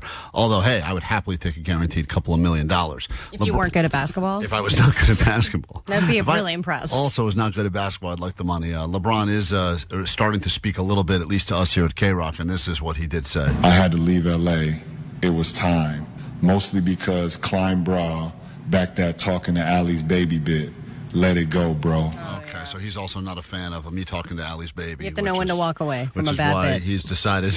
And you know what? We don't know when to walk away from a bad bit, which is why we have more comments from LeBron. Go ahead, sir. Look, I just want to win, but that can't happen with certain players who can't hit a simple layup. I'm talking about Bronny James. Learn to shoot, bro. Thank you. We heard you loud and clear, and that's how we all feel. And now let's get to this, your news. Grab your Adderall. It's time for A.D.D. News. Talk about the one story that's dominating the news cycle as well. I don't know how many people actually care about the Taylor Swift-Travis Kelce wedding, but the news would lead us to believe that all of us care very much. They've done so many breakdowns of who they think is going to be invited, the estimated cost. There were some pictures being posted of Andy Reid trying on tuxedos. The dress code, the NDAs, the estimated cost of just booking the venue at MSG is $1 million a night. So we still think that's a real venue? That's not a decoy Well, venue? the news crews are out in front of MSG covering all of it, and there are tons of trucks. It's Wedding Central, a beehive of activity at Madison Square Garden, just 3 days from the wedding of the century. The street in Midtown Manhattan is packed with delivery trucks as workers unload equipment and props. This appears to be scaffolding used for stage lighting. Looks like they'll be rolling out the red carpet. We spotted this truck with event carpet on it and the image of a red carpet. Whoa. Inside. What else? That is Security inside edition. It is very inside. Extra tight at the most famous arena in the world. She's screaming. Every worker is thoroughly checked before they're allowed beyond the barricades. We spotted security teams using mirrors to check beneath vehicles for explosives and weapons. Each driver is wanded. The National Guard is also there, a common sight at the Garden. Okay, so obviously... What'd be funny to me is if instead of them walking down the aisle, they get pushed down the aisle in disguised carts like she did at her, concerts. Yeah, like in a janitorial cart. Yeah, like she's just getting pushed down inside of a popcorn cart. Hot food hot box. Right. Yeah. Because they don't want any pictures, even at the event. They're so top secret. They don't even want their They friends just and spit them out, families say I do, kiss, and go back in the to boxes. see them. Get back in your hidden boxes so we can wheel you around. It's ridiculous. I don't think it can't possibly happen at Madison Square Garden. I just feel Well, like otherwise, then all this is just really a true waste You of want to money. bet, Klein? All right. I got two bets going right now. I got LeBron is going to be biggest stories. LeBron leaving the Lakers. is going to be a Laker next year. I still think so. Still think it's going to happen. And you don't think it's going to happen? And they're not getting married at MSG. I think it's a decoy. They're going to do something else. Omar, you want to Bet get? me. What I do you think want? it's going to happen, dude. Yeah, for sure, dude. What do you want? What kind of action? 4 pizzas is already taken. Yeah, that is true. I already have a 4 pizza. Let's do 50. Let's do 50. 50 pizzas or $50? $50. No, $50 bucks. Just $50 bucks. 50 pizzas is hilarious. I was. Thank God. You shut up, Jake. Pizza like every week. All right, $50. It's much better than 50 pizzas. Just send him a pizza every week. That's pizzas for a year, pretty much. So many pizzas. Jake, Omar would get so fat if you want that. Okay, so there are a lot of iconic signs here in Southern California. A lot of people were concerned about the iconic Arby's sign, what was going to happen to it after the Arby's on Sunset closed down. Now the sign for the Colbert late night show will live on forever in WeHo after it was bought at auction. It was purchased earlier this year, and now you can see it. It is sitting on the rooftop of the WeHo Bistro, so you can just add it to the list of signs that people, of course, got used to seeing over the course of its 11-year run. And there was a big fan who said, hey, he has cemented his legacy in the role of in late night television, and his sign deserves to live on. So that's another addition to WeHo. I think the WeHo Bistro, if I'm not mistaken, just was one of those places that was in the on that infestation list. Really? I believe so. Yeah, I was looking That at makes it even funnier. I look at all the places that I've eaten at, and I go, I wonder if this place Looks is... like a nice place. It says reservations recommended. I see some poke and avocado please. toast. They always say that. I have not eaten there, but I did see, I don't want to speak out of school here and hurt some local business, but I believe... But I'm going to proceed to. But I believe, unless there's a... But I'm just going to guess that that's infested with rats. Moving on. I will bet. I got 75 pizzas. 75 pizzas at that place. I can't lose any more today, It's guys. right by Barney's Beanery. I know where it is. Go ahead. Continue the story. I'm going to look this up. Okay. A message to all you single male heteros out there. If you are having trouble locking down a relationship, your annoying hobbies might have something to do with it. These are the hobbies that are the biggest turnoff to women. 3 weeks according ago, to Allie, an expert. Yes. the WeHo Bistro was shut down because of the L.A. County Health Department due to vermin infestation. 3 weeks ago. Just letting you know. I didn't make that up. So someone owes me 75 pizzas. I don't know who it is, but this is a real story. It's the only bet you didn't make, and you won. Did anyone bet me on that? God damn. Congrats. No, stupid me. So here are the hobbies you should not have, and here are the hobbies you should get if you want to get laid. Well, for the single men out there looking for love, one expert suggests you put down the video game controller. Yeah, that's good news for sure. Oh, boy. What's wrong with that guy? That guy is looking for love in all the wrong places. According to professional dating coach Blaine Anderson. Blaine Anderson is the most boring name on the planet, by the way. The hobby that will turn most women away is playing video games. Binge watching Netflix and gambling on sports are also big turnoffs. Oh, she suggests more recreational activities or volunteering at an animal shelter as an alternative hobby. So pretend you work in an animal shelter if you want to get laid.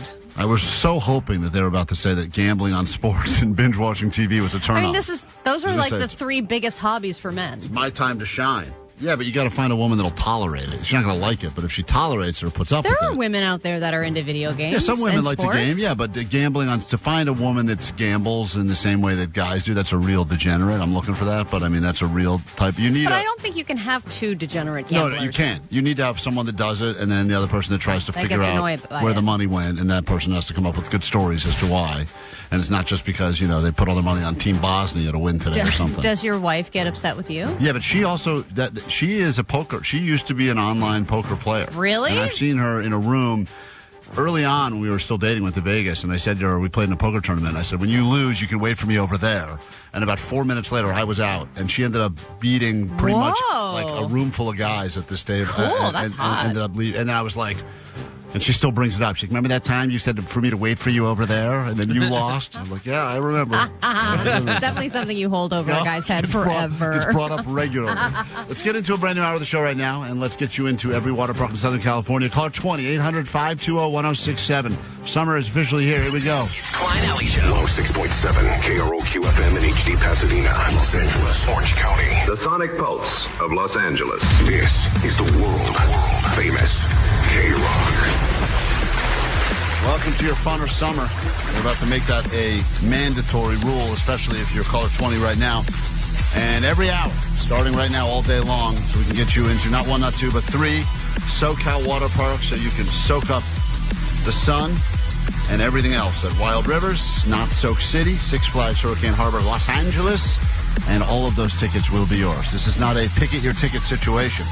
We force you to have fun at 3 water parks this summer. We force you not to choose. That's right. So we got that to look forward to. This hour on the show, we'll do some clickbait. We also have a couple whose relationship hangs in the balance, and they have turned to petty claims court to help determine who's right and who's wrong. And we also have a bunch of phone numbers to different places in Bosnia that we could be calling at any given moment to see. You gotta learn your enemy, Allie, before you meet them in this World Cup match later on today. We need to figure out how does our enemy think.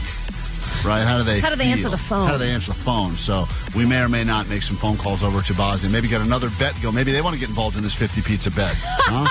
We'll get into that. This sucker from America bet us 50 pizzas. So lots to get to this morning. We say good morning right now to our 20th caller, which puts us on a man by the name of Mario in Ontario. Good morning, Mario.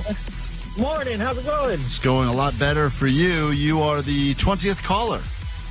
Sweet, thank you. So you're going to go to not 1, not 2, but 3 water parks this summer. Sweet, can't wait to take my daughter. Are you a thrill seeker ride? Do you like the water rides, or are you a lazy river person? A rider? You like adventures, like trying to get through that sentence, or? Yeah, I do everything. All right. Glad I asked. Thank you, Mario. Hold on one second and enjoy. If you would like to experience that again next hour, Allie will have the same question ready to go. I have a question for you. The number to join us every hour starting now is 800-520-1067. Here's your hype song. It's K-Rock. We are Klein Alley Show. Good morning. Klein Alley Show. Mornings on K-Rock. Yeah! K-Rock. Solve some of the biggest riddles on the internet right now with some clickbait and figure out what is the telltale sign that you're dealing with a psychopath. We all think that we have psychopaths in our lives. Perhaps we're married to them.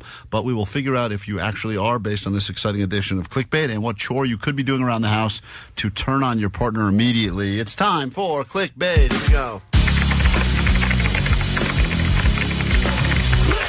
Bait. Start with this, though. Internet designed 2 reasons and 2 reasons only. Clickbait, masturbate. We can only do one of them on the radio, so let's get right to clickbait. And we'll start with this, Allie. This is the one overlooked bedroom mistake that is currently hurting your relationship, according to a sexpert. This is the one overlooked bedroom mistake that is currently hurting your relationship, according to a sexpert. Going to bed earlier than your partner? Okay, going to bed earlier, not going to bed same time. There was a conversation recently and some research that showed that if you do go to bed roughly around the same time as your partner, there's a better chance you stay together longer. Doesn't mean you're happy necessarily, but you stay together longer.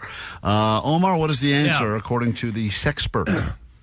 I think once you're together for, I'm going to say, probably a couple of years, you just let them rip. You're just farting all the time, and you don't take into account, the other person might be grossed out. Yeah, just rip city, and you don't even think about it. There used to be a walk to the other room, then there was at least I'll try to be quiet about it and blame it on the dog, and then it just became whatever happens. Yeah. Interesting guess. Jake? You're very single. Very, very Rip single. City's taken. Yep. So having your bedroom also be your kitchen and living room. That's a great choice. Only applies to you, but I guess no, there's lots of Most common bedroom mistake is not having a bedroom. Your bedroom is also the only room in your shack. Okay. That's a good guess, Jake. No one's right. Although I have a feeling Jake would have been right if more people could have related with that. But the correct answer is apparently reaching for your phone the second that sex is over is something that is slowly eroding away at the relationship. And what used to be a time when couples would actually feel very connected and bonded, where they would sit and they would potentially talk, or they would have just even a moment where it would actually really strengthen the bond of that relationship. That has been completely replaced now by one or both people immediately being like, all right, let's see what's happened in the last, in my case, minute and a half. I feel like that cancels everything out. In some ways, that's what they're saying. And they're saying that's why it's overlooked. No one really thinks about it, because I think most people now, as soon as anything's over, they go, check the phone. Plane landed, check the phone. No one can just have idle Show's time. over, check Not the even phone. 30 seconds of idle time. And that idle time was apparently a very significant part of feeling connected in the relationship. You just got to breathe, chill. And when someone goes right to the phone to start checking, I mean, I'm going to say right now, it is probably it's Vanessa's tiny towel is the first thing that happens after sex. Thank you, Vanessa. Gross. And then immediately after the tiny towel, it's right onto the phone. Really? Tiny towel onto phone. Sometimes maybe phone while I'm getting the tiny towel. God. And then Jake has to reach all the way into the kitchen for his phone. Yeah. Is your wife doing the same thing? Yeah, tiny towel phone. Oh, wow. Yeah, tiny Why towel. does she need a tiny towel? Well, she needs the tiny towel. I don't need it. All right, got it. You get it. I Steved on her, you know? Next one. Big fan. Why don't you set a challenge for yourselves where you can't up to 5 minutes after? No phone? I don't even know what we do with ourselves. Why don't you just sit there together? These are the 2 C's to look out for to tell if you are currently dealing with someone who is a psychopath. These are the 2 C's to look out for. If you are currently want to tell if the person you're dealing with is currently a psychopath, they have these 2 C's. 2 C's? Yep, 2 C's. Okay. What are the 2 C's that every psychopath has? I think charisma, like if you're charismatic, and I think confidence, like super, super pure confidence in every scenario. Charismatic, probably a psychopath. Jake, 2 C's. You're dealing with a psychopath. What are they? Can of beans. Okay. Psychopath, yep. Yep. Cheech and Chong record. Okay. All right, that's once again only applies to Jake, but also probably true. Omar, the 2 C's. Okay, I think one of them is going to be cold. It's just a very cold person, very not empathetic, just kind of like very just standoffish. The other one, I am going to guess crazy. Just crazy. Just crazy. I think crazy's true, but I guess you wouldn't be able to see that. Allie was almost spot on. The person that you're dealing with, if they are charming and confident, those are the 2 C's. Charming, confident. Charming, I would argue, charismatic, confident. Same. Charming, confidence are 2 telltale signs the person you're dealing with is a psychopath, and then throw in there if they are socially skilled, if they're very good socially. Totally. They can manipulate a room. They know how to do it. So look out for that. And finally, we end it with this one. This household chore is the one that is the biggest turn on. So when your partner sees you doing this chore, they are the most turned on of all of the chores you could be doing. What is it? I'll do another C. Cooking. Allie says cooking. That's Watching a good you one. cook is a big turn on. What do you say, Jake the nerd? Maybe it's what happens after cooking, doing the dishes. All right, Jake says doing dishes. Omar Khan, this chore, according to new research, is the one that is the biggest turn on when your partner watches you do it. And I think it works both ways. Men and women turned on by watching the other person do this. Oh, man, I'm going to guess either laundry or I'm going to go with laundry because laundry sucks. So I think if you see somebody else doing something that you hate, it's kind of like, all right, you're picking up the slack that I want to, kind of like, turns you on. I would have Watching you handle my clean underwear. Yeah, I would have thought laundry, too, just because of all of the, the under things? The under things, delicates and the panties. and the whatnots alley, right? You would think that's a big turn My on. 10-year-old swimsuit. You're already holding my boxer briefs. I feel like at this point we should just have sex on this pile of clean laundry. But I'm wrong. The correct answer, I can't believe I have to say this, Jake is right. Watching the partner do the dishes. Oh, wow. Found that 52% of adults surveyed were turned on Watching them scrape when they saw their partner food clean. into a trash can? On this past Saturday, our sink was a mountain of dirty dishes. Ooh, I cannot stand that. And I walked up, listen, it's a crazy story, but I knew my wife was about to get home. And I timed it. I heard the car, and I was on the couch not doing the dishes. And as soon as I heard her car pull in, I stood up at the sink and I just started the pile. Like I put 3 of them in the dishwasher. And she walked over to me as I was doing those 3 dishes and she goes, "You want to meet me upstairs in the shower in 5 minutes?"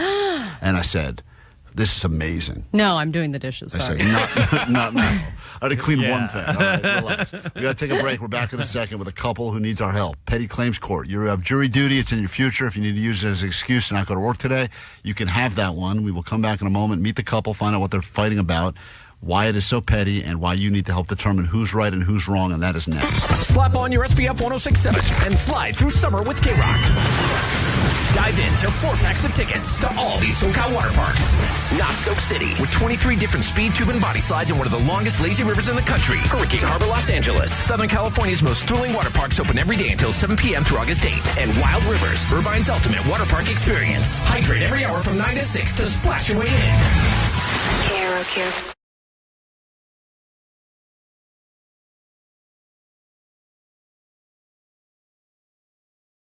Got a couple on the phone right now. They have been married for just over 10 years, and the wife has put in the claim against her husband for something that he is doing, and that is why we bring you to this exciting edition of Petty Claims Court. In the legal system, cases are tried from Supreme Courts to small claims court. But what about stuff that's too small for small claims court? This is Petty Claims Court. All right, let's figure out what's going on. The husband is on the phone to defend himself. Let's talk to the wife first. Figure out what it is that is going on in their relationship. And once again, we will ask some follow-up questions, and you as a jury will determine who wins and who loses. First 100 votes when we tell you to on the text line at 800-520-1067. Rocio, good morning. Welcome to K-Rock. Hi. Good. Oh. Oh, boy. You there? Hello? Yes, I'm here. Now we got loud and clear. All right, what's going on with your husband? Okay, so whenever we start driving somewhere, going anywhere, I let him know, okay, you know where you're going. Do you need me to put maps with the directions? He gets all mad and offended. He's like, no, I got it. But then I noticed that either we'll miss an exit or, he won't get on another freeway. And then I'm like, okay, well, you know where you're going? And he's like, well, no, you distracted me. So, or you didn't let me know. You should have told me where we were going. And I'm like, wait, so... do you want me to tell you or not? And it always happens. Always. So he doesn't want any help because he can figure it out. That's pretty standard. And then then you can tell he won't say anything. You'll just realize, wait, well, are we backtracking to get on the freeway we were just on going the other direction? And then he'll say, well, it's because I missed the exit because you were distracting me? Yeah, basically. All the time. It's always my fault. Now, are you one of those people who's like, you have to get off you have to get off in a mile. You have to get off, right? You have to turn right? Are you kind of backseat driving in that way throughout the process? I used to, but it's so long. Cool. And so sometimes what I do is that I tell him right before, or I'm just kind of like, weren't you supposed to get off right here? And then he's like, well, you're supposed to tell me before. I hate that move, by the way. And I've had that before. Where as we are pulling past the exit, my wife will say to me, you were supposed to get off. Wasn't that where we were supposed to get off? And I go, if you knew that, like, why didn't you say 30 seconds ago? Just a friendly reminder, hey, that's the exit. Because I am going, you can usually tell by someone's speed or what lane they're in if they have any knowledge that that's where they're supposed to get off. See, in our relationship, my wife is a huge backseat driver, and if I don't get over well before the exit, I start getting the reminders when I have the GPS right in front of me. Yeah. Telling me what to do. Let's say hi to Alex, bring the husband on board. Alex, you've been accused of not accepting any help while driving, but then putting all blame on your wife. How do you plead? No, I mean, I think the situation speaks for itself. Interesting. You're going with no defense? Well, I mean, is that accurate the way she describes for the most part, I've driven. Most of my You've life. driven? Okay. Okay, Yep. all right. We do have you on record under oath now as saying you are the driver, so that is the case. And most of the relationship driving, you do the driving, correct? Yeah, I also used to drive and do deliveries for a pretty good company. It was Fry's Electronics. And You were a Fry's delivery driver. Man, love the fries. Yeah. Love the fries. So you know, So you're a driver. You're a professional, well-versed. right? You're saying you're not just an amateur driver. Like you're a former professional driver. You know the city. You know the city. You know the ins and the outs. There's nothing your wife's going to tell you that's going to help you, but she does accuse you of oftentimes missing exits, and then you do blame it on her. And it does happen. I mean, I'm not going to lie. We're not all perfect. We meaning you. Yeah. Right. Mm-hmm. But you claim that you know every place without getting, Google Maps or anything like that. Is that a sense of pride for you that if you're not quite sure, you still feel like you have to do it without the map? I do pride myself on that. Yes. Yeah. There's something. There's a pride thing with is men and driving. There's two things that make me feel proud when driving.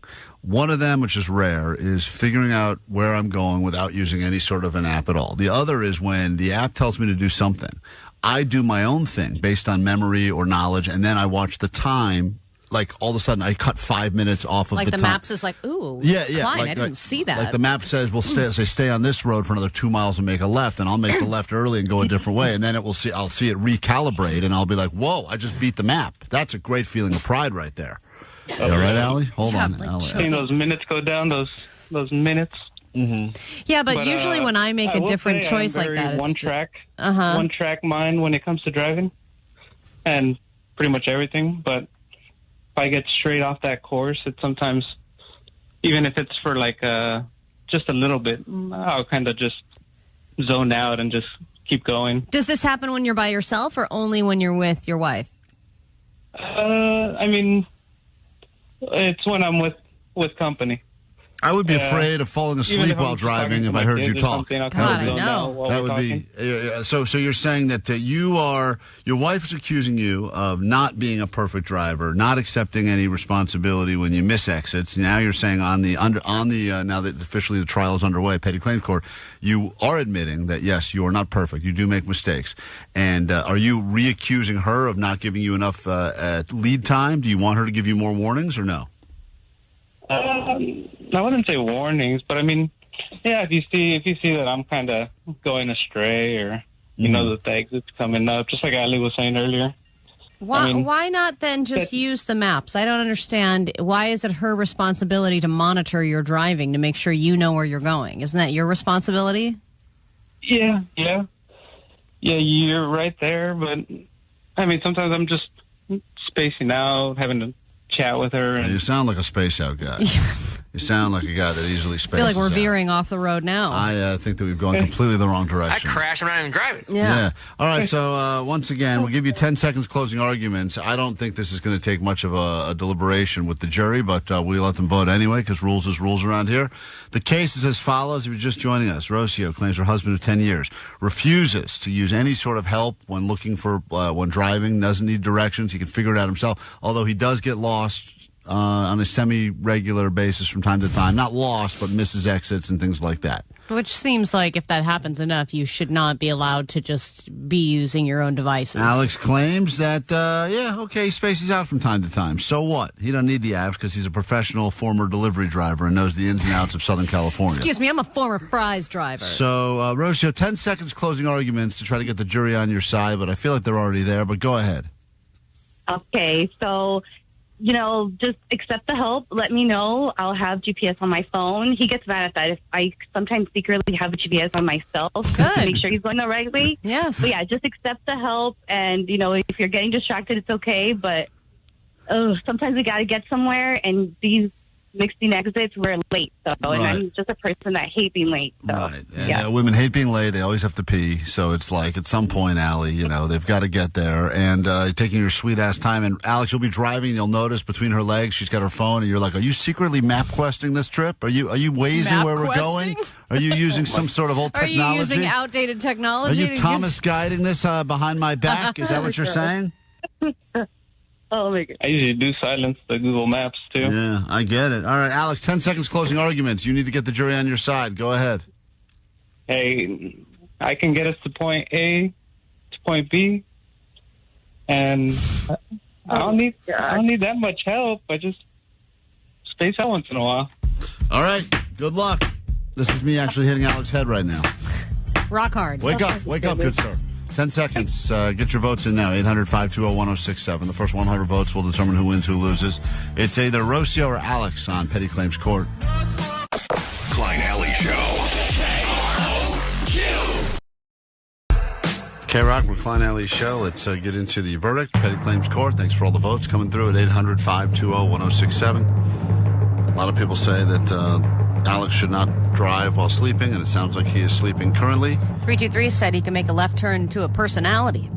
Okay, we're not here to judge the people on Petty Claims Court. He was attacked by his wife for his lack of taking any sort of assistance while driving. It's an old cliche that guys don't really like to stop and ask for directions, and we'll figure it out. But it's so true. You said it yourself. You pride yourself in knowing where you're going without a map and to outsmart the map. I'm just blindly able to follow any kind of map. I don't care. But sometimes when you do the opposite, and there's also many times when I'm going from here to my house, I know exactly how to get there, but I'll still look and see if there's, it's better routes. Canyon better? Is the 405, 101 jacked up because there's some God knows what happening there? It seems like every day at Hollywood and Highlands, some stupid thing that slows down that traffic situation. I would love for there to be an app that is basically just lets you know, would the other way have been faster? That's it. If you get there, I just want the app to tell me the other way would have been faster. Yes. Yeah. I mean, there's a lot of times when I make that decision. You got two options. Whenever I make the decision, usually the one I pick is almost always the wrong one. It's like going to the shorter line of the grocery store. You think it's a shorter line, it's going to move quicker. And then you watch the person you would have been behind in the other line cruising through. That's my life. They're in their car driving home already, still in line. All right, there's a lot of votes here. Let's see some of the feedback on the text line and the phones. Jake, go ahead. You're on K-Rock. What's up? I vote the girl. I think the guy just is afraid to admit he's wrong. Yeah, well, guys are never really wrong, but women hate to admit they're wrong, too, and that's a tough place to be in a relationship where no one's admitting they're wrong. It's weird because I think he is kind of admitting that he's wrong, but he's also like, what's the big deal? Yeah, that's it. It's like, I think that even makes women more upset than saying, I'm not wrong. It's saying, yeah, I'm wrong, but who cares? And then we're like, you don't want to be perfect? You could care. All right, Allie's been tabulating votes. Let's bring them back on the phone right now. Rocio, you think your marriage of 10 years plus is going to survive the verdict here? Of course. Okay. I'll take him. I like that. I know he's wrong. Okay. Alex, hopefully you're able to handle the verdict. I don't think it's going to go well for you, but Allie's been adding all votes on the YouTube chat and on the text line at 800-520-1067. And Come on, go ahead. Who wouldn't side with the driver? Well, that changes everything, Alex. Thank you. Only about 93% of the voters, but Allie, go ahead. 818 said, I'm voting for Rocio. I'm happy that she's not driving for her husband because I almost got in the wrong freeway just listening to him. Mm-hmm. I will say, at least Alex did get 30% of the vote, 30%. Which I am shocked that it was that much. But yes. We just got to keep this going. I'll win at some point. Right, exactly. Just wait it out. You'll win eventually. But as of now, Rocio, you've won this edition of Petty Claims Court. Hey, of there course. you have it, Rocio. 70%. That's a pretty big landslide right there. So congratulations. You win. Moving forward, and this is not going to be good for you, Alex, but all driving will be predetermined by a route that your wife picks based on the help of the apps. Oh, man, so not even the well-known shortcuts? No, not even the well-known shortcuts. You will be going via the app. Yeah, I don't know. Hey, I'm 2-for-0 now. I'm 2-for-0. right. He's a loud chewer. Oh, he's a loud chewer. See, he's got that going against him, too. Hold on, Rocio. Congratulations. Maybe on winning. his wife Fry's went out of business. Oh, people are still waiting for their deliveries. Yeah, they never got them. The guy just kept forgetting to get off the freeway. I had a bunch of random wires that were supposed to come my way and a big tin of pretzels. Computer parts. Anyway, hold on 1 second. Thank you for participating in the Petty Claims Court. If you're looking to get into water parks this summer, I don't blame you. We've got more tickets coming up in moments here on K-Rock. And just when you thought we'd start phoning it in, we're actually going to literally do that, as we have phone numbers here to call Bosnia to get you ready for World Cup action later today. I don't think we've ever called Bosnia before on the show. In fact, they've asked us to stop making international calls because the company's so cheap. Well, they can't even pay the regular phone bill. Remember, 323-tip bowling days. But we do have a few phone numbers here, and apparently the game, which is going to be on at 5 p.m. our time, is going to be on at 2 a.m. Bosnia local time. You know, I kind of realized that the reason why countries get excited about the World Cup coming to their country is just because of the time advantage. Oh, that's why? Like, oh, cool, I get to watch it at normal times. Yeah, that's a strong advantage, although there is something kind of cool about the idea of either staying up super late or waking up. You know, sometimes every once in a while. I'm going to have to wake up at 11 p.m. to watch this game. Those NFL games that happen in Europe are pretty much skippers for the most part, but every once in a while there's like one of those reasons, like, oh, I got to wake up at 4 a.m. to watch the Jaguars play. Some other country. We got to take a quick break. We get back in a moment. We have your A.D.D news to get to. We're going to call Bosnia and figure out exactly how our enemy is thinking so that we can get, hopefully, the win in World Cup action later today, and much more after this on KROQ. World famous K-Rock. KROQ. Klein Alley Show. Klein Alley Show.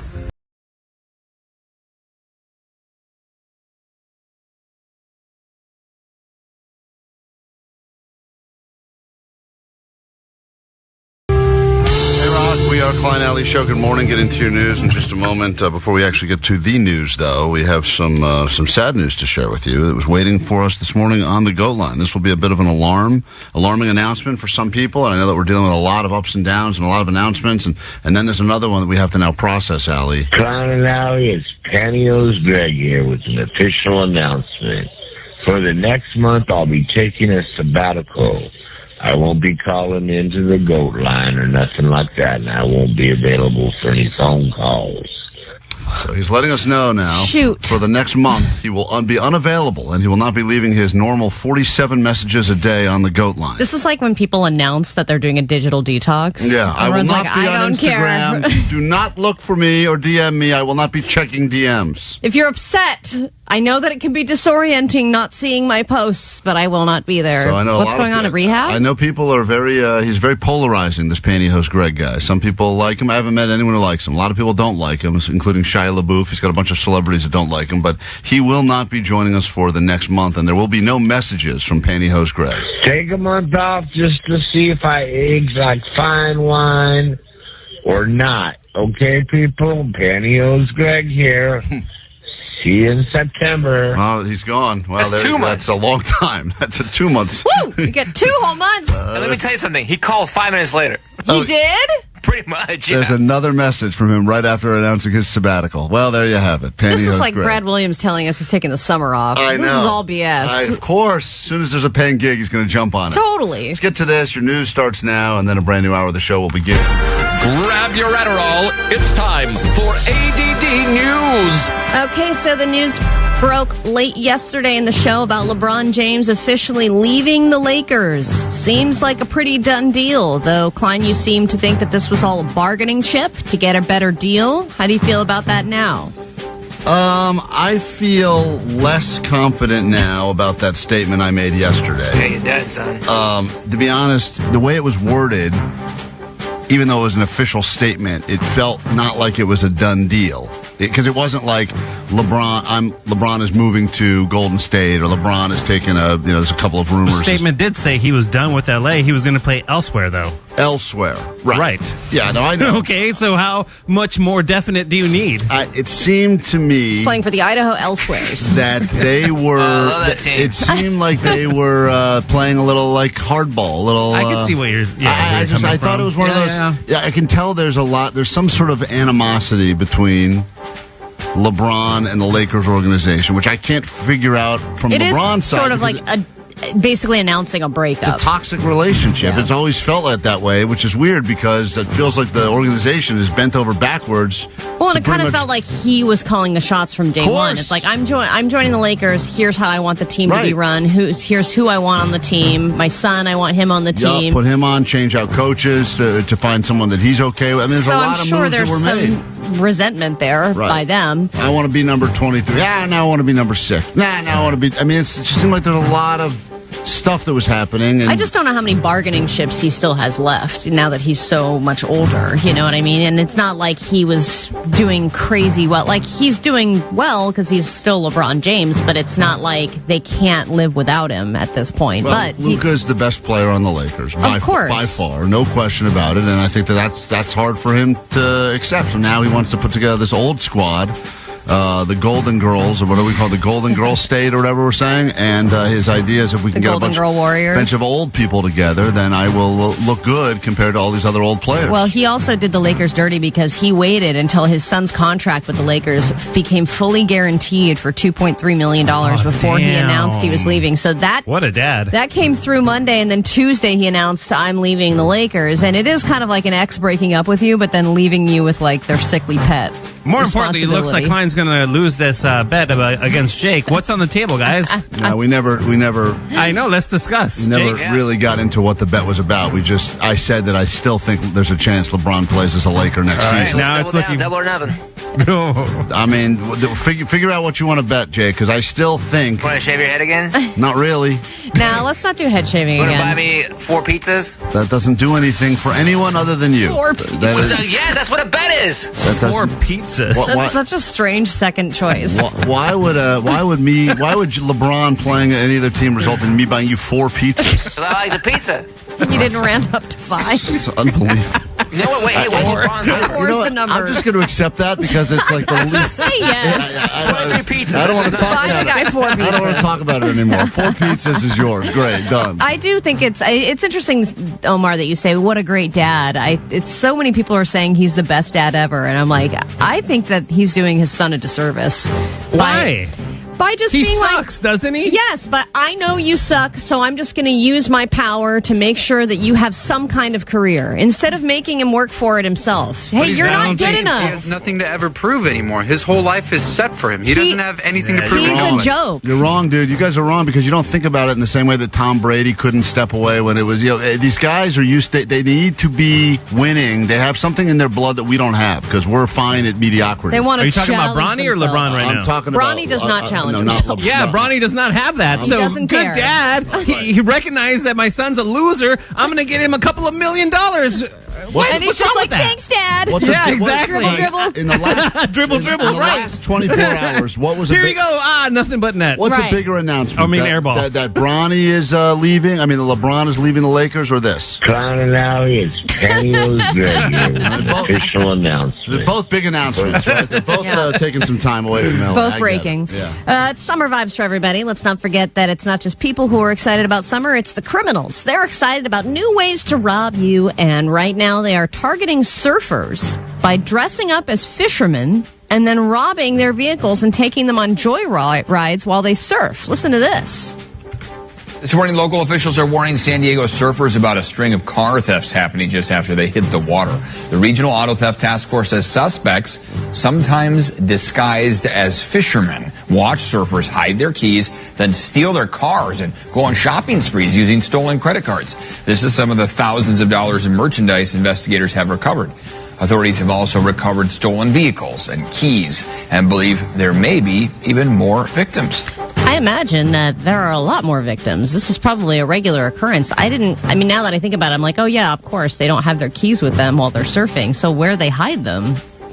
Right. Like under the wheel? Where? How many places can you hide a key? What an easy disguise to be a fisherman. That's like all you need is a stick. I'm just a guy with a bucket. Sticking a string in a bucket. Yep. And people go, oh, look the other way. That guy's that's just a sad fisherman trying to catch his breakfast. Just here for the fish. Meanwhile, you're sitting there looking around and you see all the surfers, although the reality is, what do the surfers have? You would think a lot of times they are, I would imagine they know that they're not going to put valuables, and if that's the situation, the cars are there. Yeah, but they can just take the car. But I feel like that at all beach parking anyway. I feel like I'm always on high alert at the beach parking. They have all the signs because people know that you're probably There's so many people casing They that. also know you're going to be away from your car for hours at a time. But also, don't mess with the surfers. They're the most chill people on the planet. I know they get back to their car and they're like, no. Yeah, they're like, I'm going to go catch another wave. Yeah, I guess I'll go back out. Yeah.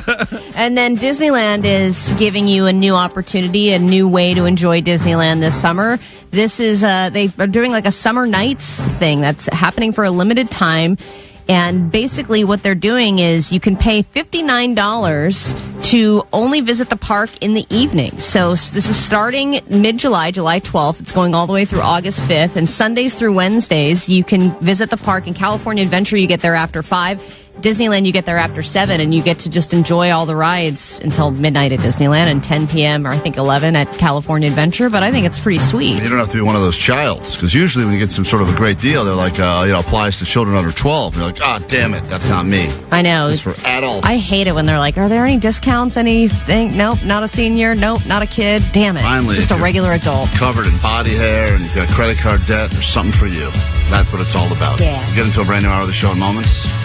Royal Otis has some upcoming shows this month, and it's the beginning of Jason. We'll get into all that coming up later this morning. K-Rock. It's Klein Alley Show. 106.7 KROQ FM in HD Pasadena, Los Angeles, Orange County. The Sonic Pulse of Los Angeles. This is the world famous K-Rock. Hell yeah. Good morning. Welcome to your K-Rock Klein Alley Show. Vanessa, that's been ordered, so you can go ahead and Thank you. send what's-her-face over, as Allie calls her. Who? Camel. Soup. Who?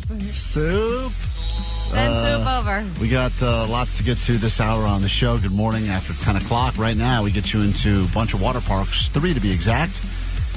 You, 3 friends, family members, the choice is yours. 4-pack of tickets to multiple water parks in Southern California are yours if you're the 20th caller right now at 800-520-1067. So call now and claim your way in and go ahead and take care of all of your plans for the summer. Allie, would you like to hear someone that has a compliment/insult for this show? The whole show or just me? I think it's an insult for you and me together, but also a compliment for us as well. So here we go. Yo, Klein and Allie. Hey, man, me and my wife were discussing it, and you guys are pretty terrible at, interviewing people. Your interviews are horrible. They're boring. They're long, Allie, after 85-second questions, and honestly, I want to put a gun in my head every time. But let me tell you, the other day when you guys interviewed the Wolves of Glendale, man, that was probably your best interview. I swear I enjoyed every second of that. Maybe it was them. Maybe it's the fact that they were just so cool and you guys are just whatever. But let me tell you, please do your interviews like that, because normally you guys, S the bed big time with interviews. Thank you. Every single time I'm just like, dude, are these the worst interviewers of all time with the worst questions? Wow. But, man, the Wolves of Glendale, man, they rock. You guys rocked that interview. I appreciate you guys. Sweet divots. My pearls. My pearls. 1 out of every 20 interviews. This guy in the band? We're able. I think that may have been one of the Wolves of Glendale calling to salute that interview with them. He's really just complimenting Wolves of Glendale. Right. Nothing to do with us at all. I mean, I know it's not my forte, but No. are they really all that bad? Pretty bad. Yeah. I think they're boring for most people. Because, listen, if you're like Muse, then you want to hear what Matt Bellamy of Muse has to say. But if you don't care about Muse and you just want to hear us make fun of Jake, it's painful. Then you'd rather hear us make fun of Jake. This guy does not want to hear us make fun of Jake. Hey, I'm a Southern California kid, grew up on K-Rock. You guys are the best in your chemistry. To stop picking. Not, by the way, not according to the last call. The last call said we're not the best. So this guy says we're the best. The last guy said we're the worst. You guys are the best in your chemistry. To stop picking on Jake. He's so funny. I work nights and I put my earbuds in and Jake just makes me laugh. So be nice to Jake.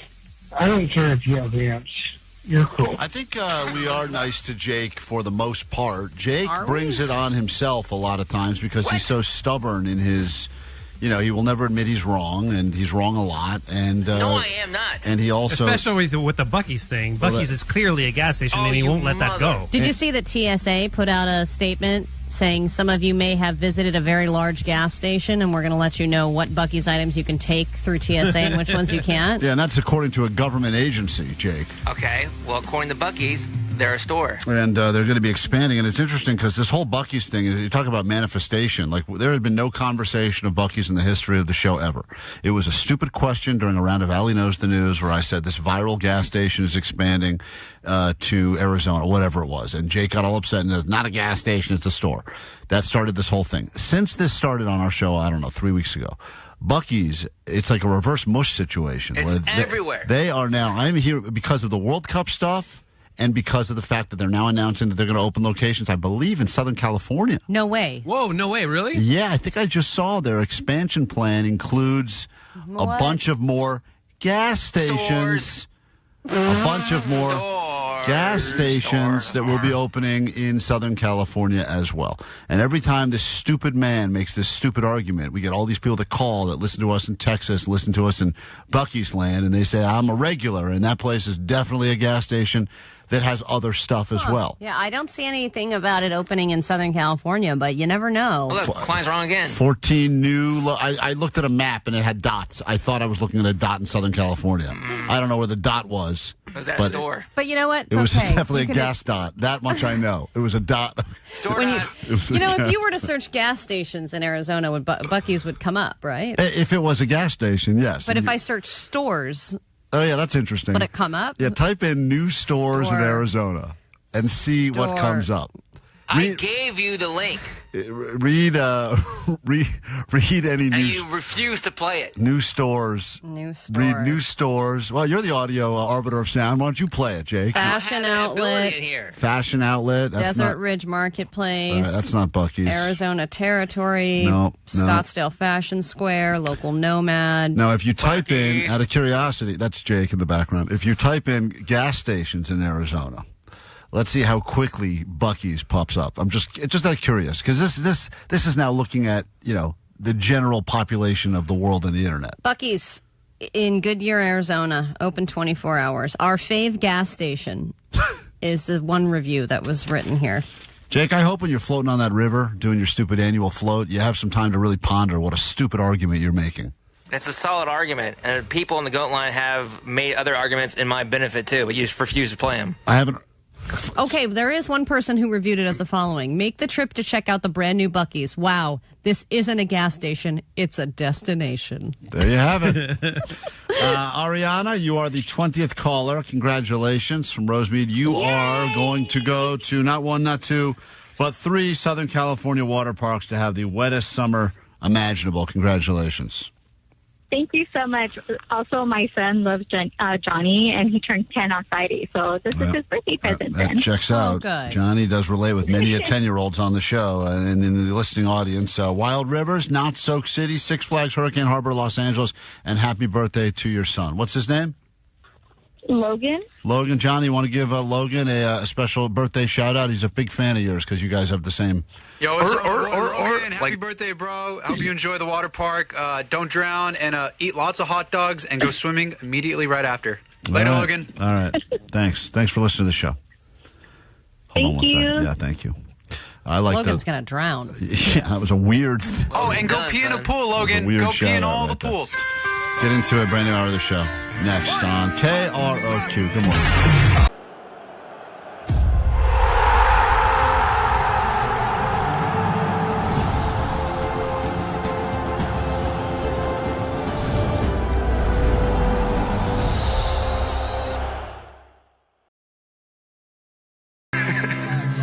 Saturday, we celebrate America's birthday, 250 years. But today, we celebrate something that I think is equally significant.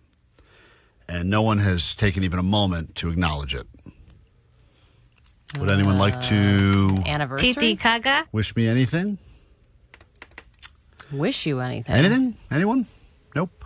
Is it the anniversary of your weird nose surgery? It's the Fall in the Hall anniversary. Nope. It's a Merry Neckmas. No, it's not Merry Neckmas. Is it when you got your nipple pierced? No. Merry Neckmas to all. It's your first day at K-Rock. No. Oh. This is a very significant annual day that should be Something related to pizza. Should all be on your radar. And I'm shocked that I've made it this far in the show and no one has even taken a moment to acknowledge or... July 1st. Happy half birthday. Thanks, Vanessa. Are you serious? Thank you, Vanessa, for paying tribute where tribute deserves to be paid. How did you pull that out of your ass? Happy Because birthday? it's July 1st. Today is my half birthday. But you don't care? I do care. I think it is. You don't even care about your regular birthday. Why would you care about your half birthday? You're absolutely right. He cares more about his half birthday. I don't care about the regular birthday. I care about the half birthday. I think the half birthday... Why? Because we're all at work?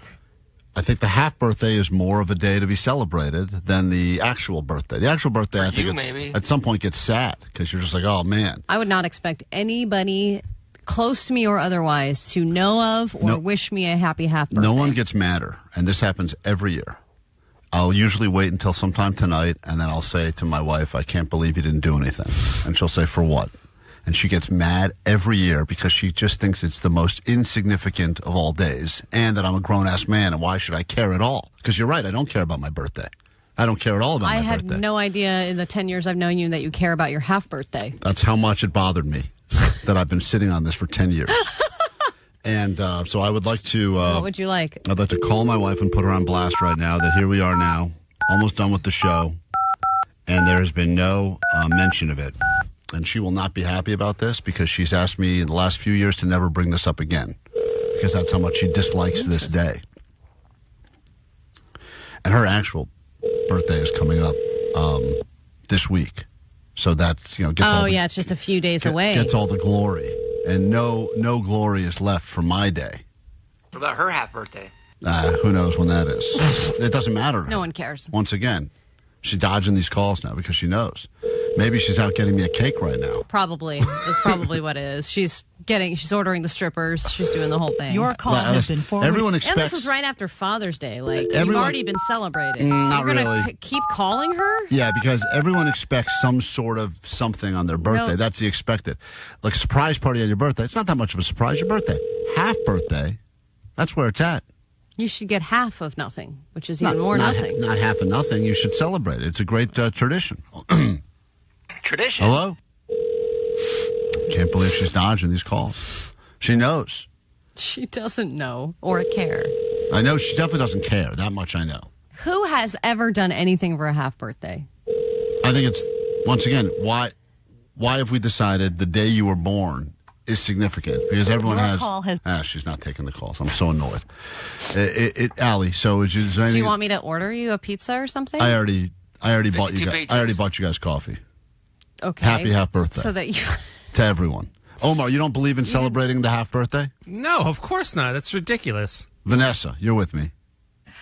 I feel like for you, yours counts because December 1st is such a, not a birthday. That's also not his January birthday. 1st. That's what I meant. It's amazing that you thought today was his half birthday, which isn't right. January 1st is not like a birthday because New Year's just happened. So, according to 818, the Cheesecake Factory, Yogurtland, and Blaze Pizza all offer special half birthday deals. Well, I stand corrected. Did you know that is a the celebration? big three. The holy trinity, baby, of celebrations. I mean, I hope I'm never at the point in my life where I'm walking into a Yogurtland demanding my half-birthday treat. Well, if you get a free yogurt today, a free froyo, that's actually a pretty good treat. Yeah, now you got to go there and record audio. Yeah. You have to tell them it's your half birthday. You have to go to all three of these places. Are you glad you brought it up now? No, now I'm upset. Hi, can I have a 7,000-calorie pizza? Cheesecake Factory. I just want to let you, listen, you may not think that's important, but in a moment. Hey, One-Armed Gary? Yeah. You have a big day today, don't you? Yeah, I get my arm today. Today he gets his arm. Arm day. That's way more important. Don't you steal my thunder, One-Armed Gary. It's my half birthday. Oh, well, happy birthday. Half birthday. You don't even say happy birthday. Happy birthday to Klein. Happy birthday, drink wine. Hey, happy birthday to Klein. Happy birthday to you. Hey, you're going to become... It's Arm Birthday Day. It's Arm Day. I'm so honored to share my half birthday with your day where you become half a man, become a full man today. He gets his arm today, Allie. Today's Arm Day. So when you go in and are they just clamping it on and it's going to stay on forever? And they have this pussy thing that when is new phone day? That's great. Hey, One-Armed Gary, we do want to talk to you, but we can't hear you. Okay. Our plan... This is going great, Our guys. plan, Allie, was with One-Armed Gary. He gets his new arm today, and we were immediately going to have him hold a firework and light it and see if the new arm can beat the firework. Well, it's like the people getting the Cybertrucks. You have to test them out. But the new arm is made of titanium, correct? It's red and black, and it has tattoos on it. It does? What is she saying? Does it have different attachments? I think it does. Yeah, it has four. Four attachments. Okay, what's one? Can opener? What else? Number. It's got to be like one of the shoe horns. Vibrator and a holder. A holder? Isn't that just a hand? That's what they call it, though, in his world. No, it's like... But One-Armed Gary, this isn't one of those. This isn't one of those arms that looks like a human arm, right? This looks robotic. It kind of looks robotic, yeah. It's red and black, though. Well, listen, happy arm birthday to you. Happy half birthday to me. Let's just agree both very important days, right?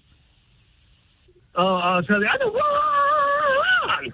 That guy's excited. Send us a picture. Yeah. Congratulations. We'll do a christening next week. Well, at some point, come in here and we'll look at your arm. I'd love to be able to give you firework. Would you hold a firework with your new arm and light it, or no? For sure. Okay, great. Okay. Sure, your health insurance is going to be very happy about that. Slap on your SPF 1067 and slide through summer with K-Rock. Dive into 4 packs of tickets to all these SoCal water parks. Not Soak City, with 23 different speed, tube, and body slides in one of the longest lazy rivers in the country. Hurricane Harbor, Los Angeles. Southern California's most thrilling water parks open every day until 7 p.m. through August 8th. And Wild Rivers, Irvine's ultimate water park experience. Hydrate every hour from 9 to 6 to splash your way in.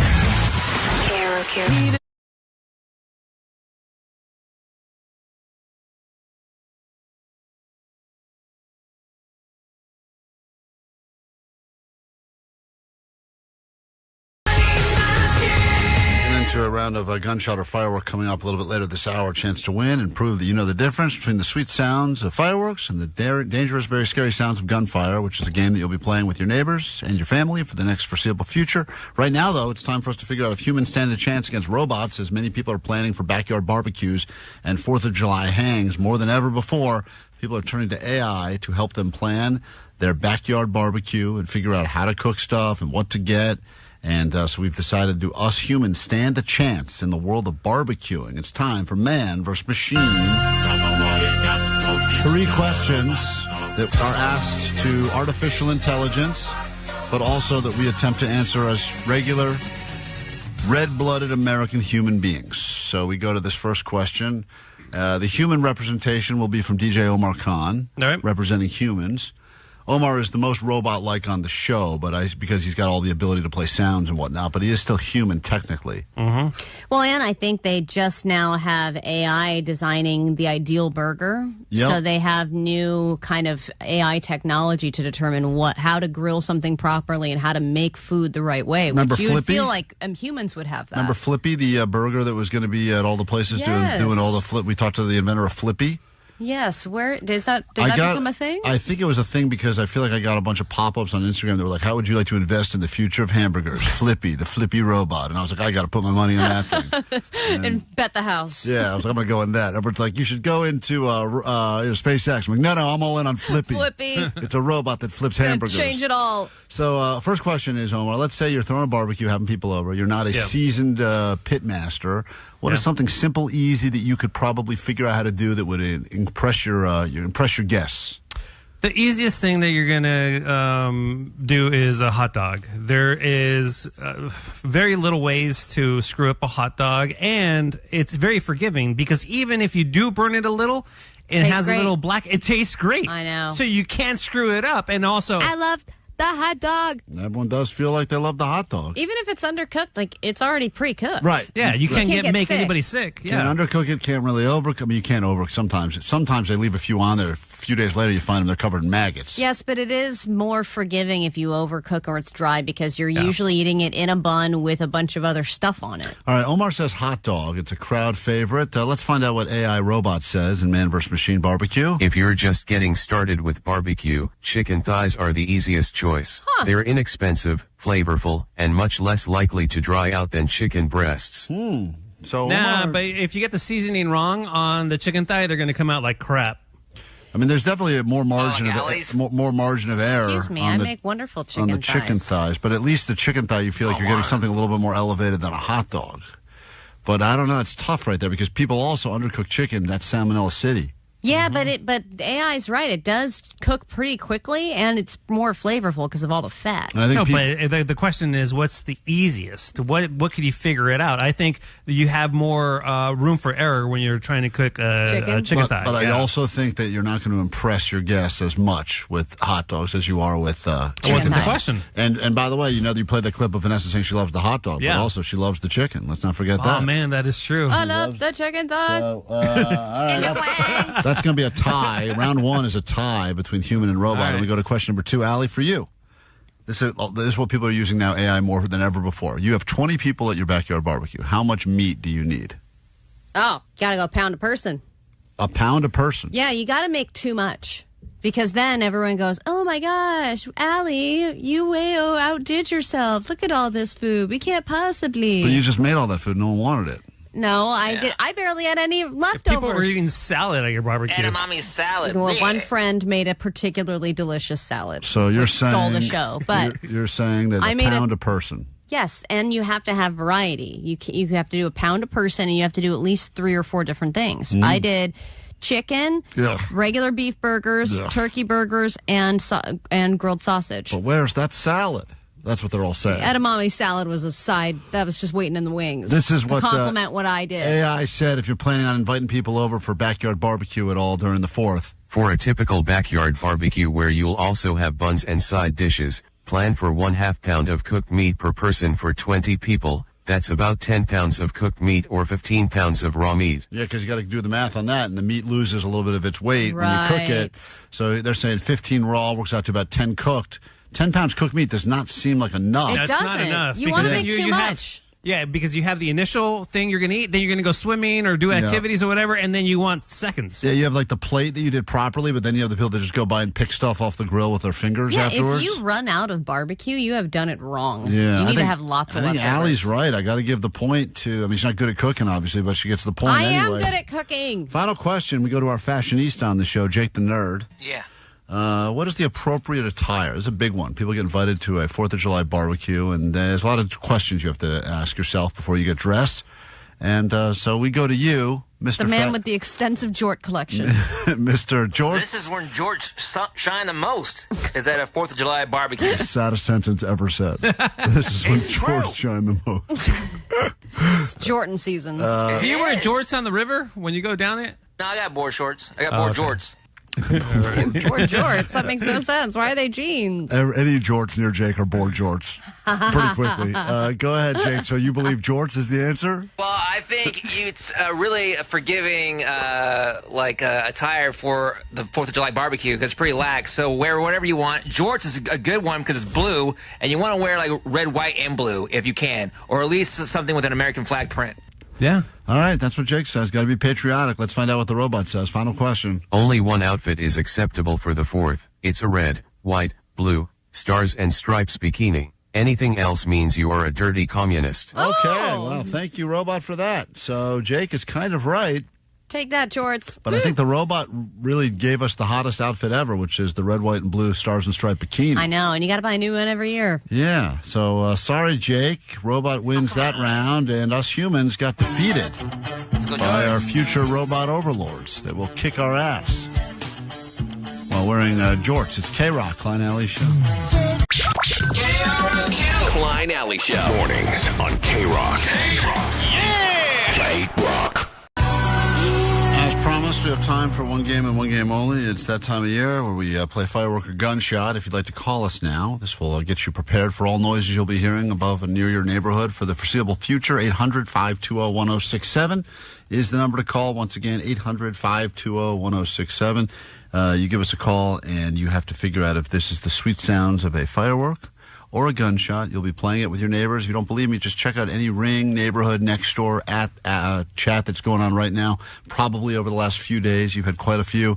I don't want to alarm anyone, but I think I just heard multiple gunshots. And then someone else said they're fireworks, dummy, and then they get into a big fight about it. I know, and then you look like the idiot if you're the one. Don't be the boy who cried fireworks. Right, and also or a gunshot. You think to yourself, should we call this in or not? And the police department talks about how they get so many calls this time of year from people. Well, I don't know after your neighborhood, but after Mexico won last night, I mean, everything was lit up over here. It was insane how many fireworks went off. It was a nonstop celebration. My dog started doing a real freak out right when the game ended, and I was going, I didn't realize my dog was such a fan of Mexican soccer. And then I realized that he was hearing the fireworks that even I couldn't hear, and then they were getting really? because then I went outside and then you could hear it pop pop pop pop pop pop. It was everywhere. Cool. So that was a good warm up round. Let's say hi to Adam in Los Angeles. Adam, you ready to play the game?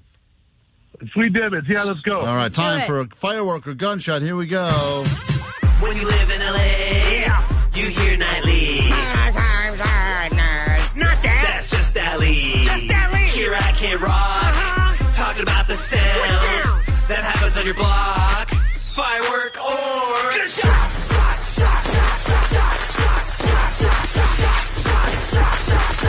All right, listen closely today. You just get a little sound of it. And is this a firework or a gunshot, Adam? Listen closely. Here it is. Whoa. Jeez. Give it to you again. That's going to be a firework. He says firework. We've only had one winner so far this week. It's been difficult this season for sure. He believes that is a firework, not a gunshot. Let's find out if he's right. Ooh. Like that. Ooh. Look at that. That is absolutely... Look at that. I've been shot in the face. That is a woman who was murdered. No, that is absolutely a firework. Congratulations. That one there, I believe, is called Grim Reaper, Allie. It looks like a lot of fun. So you can go ahead and light that one off. It's illegal in the state of California, so you're going to have to find someone else to get it for you. But if you are looking to have some fun, listen to how much fun Grim Reaper is. Like that. Ooh. Look at that. Look at that. Hold on one second. Congratulations. Hey, that woman took my jacket. Son of a bitch. It's K-Rock, Klein Alley Show. World famous K-Rock. Klein Alley Show. Klein Alley Show. K-Rock. K-Rock, we are Klein Alley Show. Just some takeaways, and we get the hell out of here. It's Wednesday, which means we'll drop a bonus podcast on you, whether you want it or not. It's called Klein Alley Show Overtime. Some people love it, some people hate it, but it is uncensored rambling, and you'll get that coming up soon. If you're not already following along, you can find us wherever you get your podcast. That's lots of possible places. Just search Klein Alley Show, and once you get the spelling right, maybe you'll find us. Unfiltered rambling to your heart's content. Yeah, so we'll get to that coming up a little bit later today. Takeaways from today's show, and then we will officially turn it over to Sluggo, who's got more of those water park tickets for you coming up in about 15 minutes. Let's see. 818, my takeaway is Allie's a shipper. That's right. I only want to go back and forth by ship. Allie looks good if she traveled by ship, like cargo. When you're horribly seasick and puking off the side of the boat. Let's see. 909, my takeaway is someone owes Klein 50 pizzas. I don't know who. We had a lot of gambling that went on today, but someone owes me 50 pizzas. Maybe for your half birthday. I want it. 626, Rocio's husband needs directions to a new personality. It's 562, happy birthday, Klein. Happy birthday to me. Thank you for saying that. It means a lot coming in from the text line. 510, Klein is a candlelight 6 or 7, but a light bulb 4. That's why candlelight is great. Everyone looks better. That's why, like, whenever you see one of those movies where all making love and it's all romantic, it's usually candlelight. Yeah, you can't see anything. The flicker of the candle is just enough to be like, I think that's a human I'm doing, but you don't have to look at all their weirdness. We would have crushed before electricity. Crushed in the candlelight days. 818, my takeaway is careful with those fireworks or you might be getting the nubber. And 818, my takeaway is Steve needs his medicine. Yeah, Allie's dad, number 3, needs his meds. It's going to erupt all over Hawaii, so get ready for that. Mount Vesuvius going to be exploding all over the throat coat. Mount Vesuvius? My mom said that Steve thought it was very funny today. Because he's got a great trip to look forward to. 818 said if you want to get out of work, you got to go to Tijuana to identify a body. That's right. Thank you, Budlight Bros. Good improv. What's your takeaway from today's show? Vanessa, what do you got for us? It's sports George season. It is George season. That's right. What is your takeaway there, Postmaster Johnny? Dead cousins get you out of work. Yep. That's right. Just make up another cousin. Don't be stupid and say grandparent, because that runs out after a while. Just keep killing off cousins and uncles. They can go on forever. Jake, takeaway? Yeah, I've always been a big fan of the Idaho Elsewheres. Yeah, go Elsewheres. You may see LeBron playing there next year. We don't know. Allie, takeaway? My takeaway is Jake's culture is not your costume. That's right. Jake has a crapping problem, so don't use that as an excuse. It's not funny to him. Omar, final takeaway of the show. Merry Neckmas, everyone. Merry Neckmas. Merry Neckmas to you all. It's not Neckmas. My other takeaway is if you're committed, you have to let out a couple of farts. You have to. It's the only way to commit. Have a great day. Do it tomorrow. Try to do it better. Stick around. Get some Sluggo next, and then we'll go in the other room and have ourselves a little fun with the Showtime pod. All right. Klein and Alley, it's just okay. Do-do-do. Klein and Alley, it's just okay. Oh. Klein and Alley, it's just okay. Just okay. Do-do-do. Thank